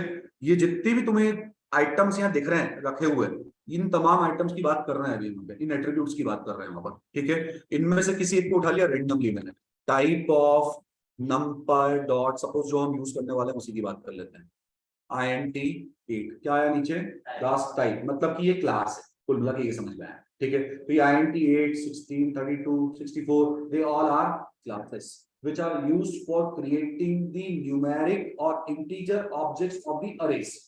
अरेज के जो इंटीजर ऑब्जेक्ट्स होते हैं उनको यूज करने के लिए ये यूज, उनको क्रिएट करने के लिए यूज होती है, ठीक है। अगर हम डी टाइप के साथ में इनमें से किसी को मेंशन करेंगे तो उसका उपयोग होगा, और अगर हमने कुछ नहीं दिया तो बाय डिफॉल्ट कौन यूज होगा, INT32, जो आपने पीछे भी देखा था कि कुछ भी नहीं दिया है, जानते ही नहीं है डी टाइप क्या होता है, तो फिर उस केस में INT32 will be the default which is getting used inside. Fine, अब मतलब समझना है इसका कि यार ये INT8 है क्या। इसी मतलब को समझने के लिए अब हमने आगे जो है कुछ कुछ कैलकुलेशन इसमें करके रखे हैं, ध्यान देना। मैंने प्रिंट करवाया अरे को, ठीक है, तो ऑब्वियस सी बात है कि ये जितने एलिमेंट्स हैं वो सारे प्रिंट हो जाएंगे, ठीक है। इसके बाद में फिर मैंने टाइप वाइज प्रिंट करवा के देखा इसका कि टाइप ऑफ ARR1 ऑफ 0 जो है वो प्रिंट करवा के देखो कि वो क्या आ रहा है। अभी तो ये दो एलिमेंट्स पर कॉन्सेंट्रेट करते हैं, फिर प्रोग्राम को थोड़ा बहुत आगे बढ़ा के देखेंगे कि कैसा बिहेव कर रहा है। Fine, when I executed this, ठीक, तो टाइप को लेकर तो मुझे कोई डाउट नहीं था कि आना ही था कि the first value of ARR1 which is going to be 121, ठीक है, that is a object of class numpy.int8, ठीक है। तो ये तो मैंने खुद नहीं बोला था कि इस क्लास के ऑब्जेक्ट बनाना इस बार, ये रहा। अगर ये डी टाइप पैरामीटर दिया है तो उसी क्लास को यूज करेगा ऑब्जेक्ट बनाने के लिए, नहीं दिया होता तो यहाँ पर तुम्हें क्या दिखता नीचे 32, जो थोड़ी देर पहले हमने बात करी थी। तो इस बार इसने इस बात का ध्यान रखा है कि तुमने डेटा टाइप चूंकि INT8 दिया है, तो इसीलिए अरे के अंदर अब जितने भी इंटीजर्स हैं वो सारे के सारे INT8 के जरिए ही बने, राइट। तो इसलिए वो यहाँ पर ये हमें दे रहा है। प्लस अब ये देखो, ये तुम्हें उलझा रहा होगा, ARR1 की वैल्यूज प्रिंट करें कि वो क्या है। तो ARR1 के अंदर मैं उम्मीद कर रहा था कि मुझे मिलनी चाहिए वैल्यूज 121 से लेकर 130 तक, जो भी मैंने लिस्ट के अंदर ली है वो सारी। पर यहाँ अगर तुम ध्यान दोगे तो 121 122 23 24 25 26 27 तक तो ठीक है, जहां पे आना था 128 वहां पे दिख रहा है माइनस ऑफ 128, कुछ जादू हो गया अंदर, 128 becomes -128, right? Then I was expecting 129 at a position, it is giving me -127. मैं एक्सपेक्ट कर रहा था 130 आ जाए, तो अंदर से यहाँ पे आ गया -126, राइट। तो समथिंग इज हैपनिंग हियर, जो किस कारण से हुआ है, क्योंकि मैंने यहाँ पे डेटा टाइप क्या ले लिया है INT8। अगर मैंने यहाँ 32 लिया होता या कुछ नहीं लिया होता तो सब कुछ बढ़िया चल रहा होता, अभी तक चल ही रहा था, कोई दिक्कत नहीं थी। फाइन, तो इससे हमें अब ये निष्कर्ष निकालना पड़ेगा कि INT8 ने आखिर क्या किया और ये वैल्यूज जो है ये कैसे बदल गए। फाइन, अब INT8 जिसमें 8 जो है उसको बोला जाता है 8 बिट्स, 8 बिट्स, ठीक है। ये 8 16 32 64 जो है ये और कुछ नहीं होता है, ये स्टोरेज कैपेसिटी होती है इंटीजर्स की। क्या होती है? स्टोरेज कैपेसिटी, ठीक है। इनको इंटीजर्स को अगर बाइनरी में कन्वर्ट करके दिखाऊं और उसके बाद में आगे बढ़ूं तो बहुत अच्छे से समझ में आएगा, पर शॉर्ट में निपटाते हैं इसको अभी। वैसे इसका कन्वर्जन बाइनरी में होता है, उसका रिलेशन उस चीज से है। स्टोरेज कैपेसिटी, अब स्टोरेज कैपेसिटी काउंट से पता कर लो कि अगर INT8 लिखा है 8 बिट्स, तो 8 बिट्स का मतलब ये होगा कि स्टोरेज की क्षमता सबसे कम है, उससे ज्यादा 16 में मिलेगी, उससे ज्यादा 32 में मिलेगी, उससे ज्यादा 64 में मिलेगी, ठीक है। अब स्टोरेज की क्षमता का मतलब ये होता है कि आप जो अरे बना रहे हो उसके अंदर जो वैल्यूज लेने वाले हो, उन वैल्यूज के लिए जो अलाउड रेंज है, इससे और इसके बीच में ही वैल्यू ले पाओगे, इससे आगे नहीं जाते। वो अलाउड रेंज 8 में सबसे कम है, 16 में उससे ज्यादा है, 32 में उससे ज्यादा है और 64 में सबसे ज्यादा है, ठीक है। अब वो रेंज कैसे तय होती है? रेंज तय होती है एक फॉर्मूला से। अगर मान लो कि मैं तुम्हें कहूं 2 to the power 8 निकालो, 8 इसलिए बोल रहा हूं क्योंकि 8 बिट लिया था हमने इसलिए, तो 2 to the power अगर 8 निकालेंगे तो हमें मिलेगा 256, ठीक है। 256 टोटल इंटीजर्स ही केवल इस रेंज में इंक्लूडेड है। INT8 में टोटल इंटीजर्स जो आप यूज कर सकते हो वो कितने प्रकार के हो सकते हैं? 256 प्रकार के, बस 256 से ज्यादा इंटीजर तुम यूज नहीं कर पाओगे। तो सर वो 256 इंटीजर कौन से हैं? तो वो 256 इंटीजर जो हैं ये है, यहां देखो ऊपर, वो है -128 से +127 तक। सर ये प्लस 128 तक क्यों नहीं जा रहा है? तो शून्य कहां जाएगा? शून्य की भी एक पोजीशन है, राइट? तो 0 ध्यान देना, 0 1 2 3 4 अप टू 127, तो 0 से 127 बन गए टोटल कितने काउंट? 128, ठीक है। अब पीछे चलो, -1 -2 -3 अप टू -128, वो होगा 128, 128 128 मिलके हो गए 256। तो टोटल 256 ही इंटीजर यहाँ पर आप उपयोग कर सकते हैं अगर आप INT8 यूज कर रहे हो, तो उसके बाद भी जा पाओगे। तो अगर ये रेंज है -128 से +127, तो भाई तुमने लिस्ट में जो काम किया है वो गड़बड़ कर दिया है, क्योंकि तुमने यहाँ पर 120 21 22 23 24 25 26 27 तक तो ठीक है, वो रेंज को सपोर्ट कर रहा है, लेकिन जैसे ही तुमने लिखा 128, तो INT8 जो है 128 नहीं जानता, ठीक है। अगर वो उसको नहीं जानता तो समझना बात को, ये एक साइकिल है जो -128 से +127 तक जुड़ी हुई है। साइकिल में क्या होता है कि अगर मान लो कि आप इस पायदान पे आ गए, आखिरी वाली बाउंड्री पे अगर आ गए, और तुमने बोला एक स्टेप आगे बढ़ना है, तो एक स्टेप आगे बढ़ने की बजाय वो क्या करेगा? घूम के इधर आ जाएगा, ठीक है। 127 प्लस से जो बाउंड्री थी, अगर तुमने बोला एक और आगे, तो एक आगे और गए, तो यहां से जाएगा इधर। अब इधर क्या है? सबसे पहला नंबर -128, इसीलिए आपको वहां पे क्या मिल रहा था नीचे? -128। फिर तुमने बोला नहीं, यहां से अब एक तो बड़े हैं, उसके एक और आगे, मतलब बाउंड्री से 2 कदम आगे, तो बाउंड्री से 2 कदम आगे मतलब एक तो ये, और फिर एक कदम और आगे जाओगे तो -128 से पहले क्या आएगा? -127, -126। और ऐसे अगर मान लो तुमने और इंटीजर लिए होते तो -125, -124, -130, मतलब कुल मिलाकर तुम वापस इसी रेंज की तरफ चल पड़ो। Fine, so that's why we are getting this kind of result, since INT8 is having this range and the values that you have taken here were out of range, वो रेंज के बाहर जा रही थी, इसलिए आपको साइक्लिक वे में दूसरी बाउंड्री पे ले जाके अंदर ले, वहां की वैल्यूज उसने आपको देना शुरू कर दी, ठीक है। अब कैलकुलेशन सब हमारे हाथ में। आप अगर देखोगे तो अगर आप मान लो 16 बिट्स का इंटीजर यूज करते हो, तो आपको देगा 2 टू द पावर 16 का स्टोरेज मैकेनिज्म क्षमता, और 2 टू द पावर 16 में जो भी काउंट आएगा उसको बटे 2 करना, नेगेटिव पॉजिटिव पे जोड़ना, तो आपकी ये रेंज बन जाएगी जैसे पहले, ठीक है। 2 टू द पावर 32 वो आपको अगली रेंज देगी, 2 टू द पावर 64 वो आपको अगली रेंज देगी, ठीक है। तो ये सब अपनी रिक्वायरमेंट पे डिपेंड करता है कि हम जो है किस तरह की वैल्यूज हमारे प्रोग्राम में या अरे में आने वाली है, उसके अनुसार हम जो है ये क्लास का चुनाव करते हैं हमारे नंपाई के अंदर की, कि किससे हमारे इंटीजर ऑब्जेक्ट्स बनने चाहिए, राइट? समझ में आ रहा है? और अगर मान लो कि तुम्हारे पास ऐसा, तुम्हें ऐसा लगता है कि एक अरे आएगा, उस अरे के अंदर सारी वैल्यूज जो है वो 10 और 20 के बीच में, एक एग्जांपल ले रहा हूं, तो उस केस में फिर INT64 यूज करने का तो कोई मतलब ही नहीं। INT64 का मतलब होता है हर एक ऑब्जेक्ट को, हर एक वैल्यू को जनरेट करने के लिए या स्टोर करने के लिए तुम 64 बिट्स यूज कर रहे हो हर इंटीजर को। तो हर इंटीजर को सेव करने के लिए 64 बिट या 8 बाइट अगर यूज करेंगे, तो फिर वो उतना ही मेमोरी में उतनी ज्यादा जगह लेगा और आपसी कैलकुलेशन में उतना ज्यादा टाइम लेगा। तो हम ऑप्टिमाइज नहीं कर रहे हैं, हम वो डिले कर रहे हैं प्रोसीजर को। तो इसलिए हम हमारे प्रोग्राम में जो अरे में एलिमेंट्स इन्वॉल्व है, उन एलिमेंट्स के हिसाब से ये तय करते हैं कि हमें कौन सी इंटीजर क्लास का यूज करना है। And this flexibility is provided by numpy, not bye Python. Python द्वारा ये सुविधा उपलब्ध नहीं है, numpy द्वारा उपलब्ध है, और इसलिए numpy के फीचर्स में बोला जाता है कि यहाँ पे कंप्यूटेशन फास्ट है। तो फास्ट क्यों होता है? क्योंकि इस तरह की तमाम सुविधाएं आपके लिए अवेलेबल है, राइट? तो छोटी वैल्यूज के लिए क्यों जाना 32 बिट पे, 64 बिट पे, मेमोरी लेंगी, समय लेंगी, इससे अच्छा छोटे वाले को चुनाव करो और अपना काम करो, कैलकुलेशन भी फास्ट होंगे, जगह भी कम खाएगी प्राइमरी में। समझ गए? पक्का?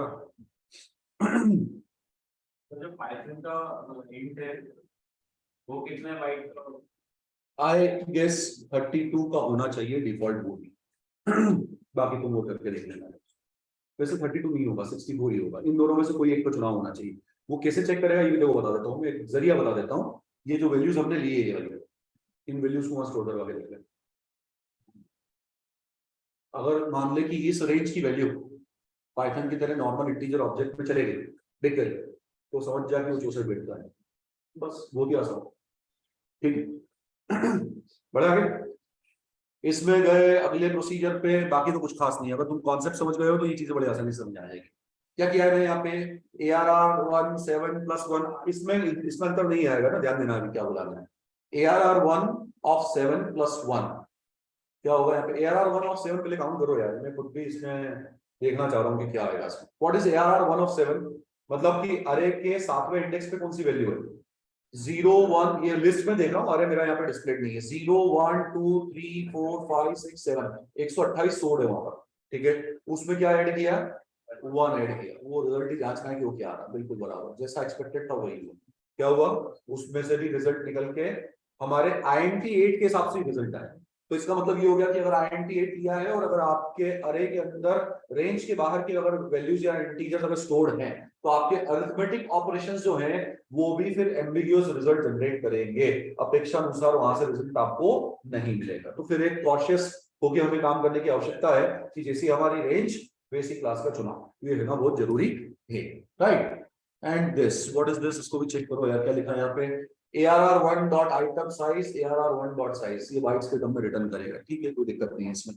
किसी भी अरे के साथ में अगर मान लो कि हम आइटम साइज देते हैं, और अरे का मतलब क्या है, ARR1, what is ARR1, it is an object of a class, what was that class, पिछली बार बताया था, एनडी, वेरी गुड यार, ये है ऑब्जेक्ट ऑफ क्लास एनडी अरे। एनडी अरे किसके अंदर है, नंपाई के अंदर, ठीक है। तो नंपाई पैकेज में या मॉड्यूल में एक क्लास रखी है एनडी अरे नाम की, उसका ऑब्जेक्ट ये अरे है, जो पिछली बार हमने बात करी थी। और उस ऑब्जेक्ट के साथ में एक एट्रीब्यूट जुड़ा हुआ है आइटम साइज, और एक और एट्रीब्यूट जुड़ा हुआ है साइज, उनकी वैल्यू हम फेच करके देख रहे हैं। तो इस लाइन के साथ में फिर दो चीजें और कवर हो गई कि किसी भी अरे के साथ में आइटम साइज और साइज की वैल्यू जब निकालते हैं तो वो हमें क्या देता है, राइट। तो इनको जब मैंने एक्सेस किया, I check whether what are the values that I am getting here, ध्यान देना, item size is returning me 1, ठीक है, और 1 का मतलब यहाँ पे है 1 बाइट। अब समझना बात को, ये जो तुमने अरे बनाया, ठीक है, इस अरे में जो भी वैल्यू आई, जैसे पहली वैल्यू 121, कौन सी क्लास को यूज किया था, एक एक इंटीजर को बनाने के लिए अरे के अंदर INT8, 8 क्या है, बिट्स, कितने बाइट, वही दिखाया कि आपके इस अरे में एक एक आइटम की अगर बात करें तो वो आइटम जो है उसका साइज क्या है, तो उसका साइज है 1 बाइट। हमें पता है INT8 से बना है, 8 बिट्स जो है वो सबने लिए हैं, तो एक एक आइटम की अगर इंडिपेंडेंटली अगर बात करें तो एक आइटम की साइज जो है वो 1 बाइट है। तो that's why item size is giving me 1, right. और यहां पे अगर मैं बात करूं कि यार अरे की टोटल साइज क्या है, तो अरे की टोटल साइज मतलब कि अरे में जितने एलिमेंट्स, तो यहाँ पे अगर मैं काउंट करूं तो 121 से 130, ठीक है, भले वो 130 129 128 कुछ और में कन्वर्ट होगा, पर टोटल नंबर ऑफ एलिमेंट्स कितने हैं अरे में, ये जो नीचे दिख रहे हैं कितने एलिमेंट्स हैं, 10। एक एलिमेंट अगर 1 बाइट का है तो 10 एलिमेंट कितने बाइट्स हो जाएंगे, 10 बाइट्स। तो इसलिए अरे की total size in terms of bite जो है वो ये आ रहा है। सो टोटल साइज ऑफ अरे इज 10 बाइट्स, फाइन। इसको हम थोड़ा सा चेक करके वेरीफाई भी कर सकते हैं। मान लो यहाँ मैंने 130 के अलावा सपोज दे दिया 131, हालांकि 131 कुछ नहीं है उसके लिए, वो तो कन्वर्ट होकर कुछ और बन जाएगा, बट मुझे ये पता है कि 131 की वजह से टोटल साइज ऑफ अरे जो है वो बढ़ के क्या हो जाएगा 11 बाइट, क्योंकि इसमें 8 बिट और जोड़ गए, ठीक है, समझ में आ रहा है।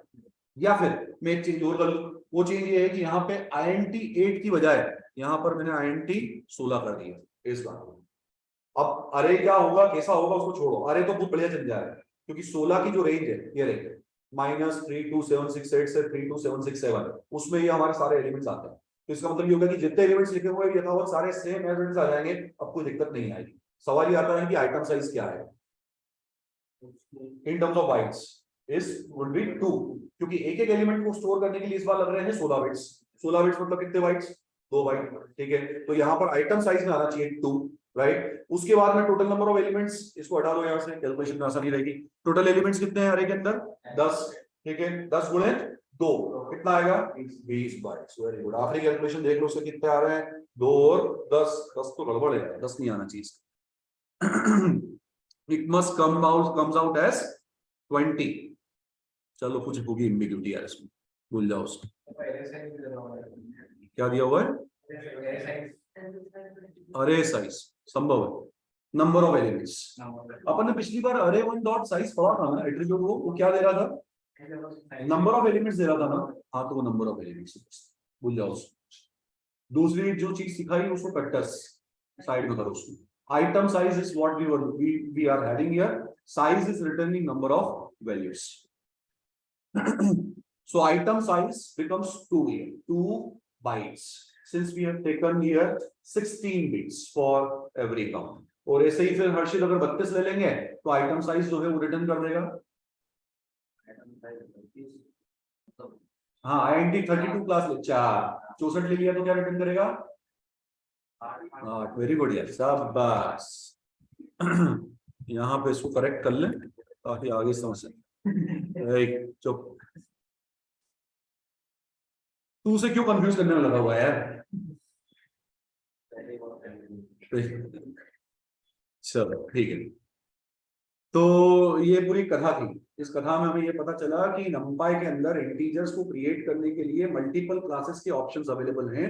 हम उनमें से किसी भी क्लास को यहाँ पर सिलेक्ट कर सकते हैं using the parameter data type, fine. और उसमें फिर आपको अलग अलग रेंज मिलती है नंपाई अरेज को के इंटीजर्स को बनाने के लिए। ठीक है, कोई डाउट इसमें, इस कॉन्सेप्ट में जो अभी पढ़ा, किसी भी तरीके की कोई भी समस्या? और इंडेक्सिंग स्लाइसिंग है ये आज नहीं करेंगे, हम अगली बार करेंगे इसके बाद। आज की कथा यही समाप्त हुई शिष्य। चलो चलते हैं, हर हर महादेव। कोई डाउट हो तो पूछ सकते हो अभी।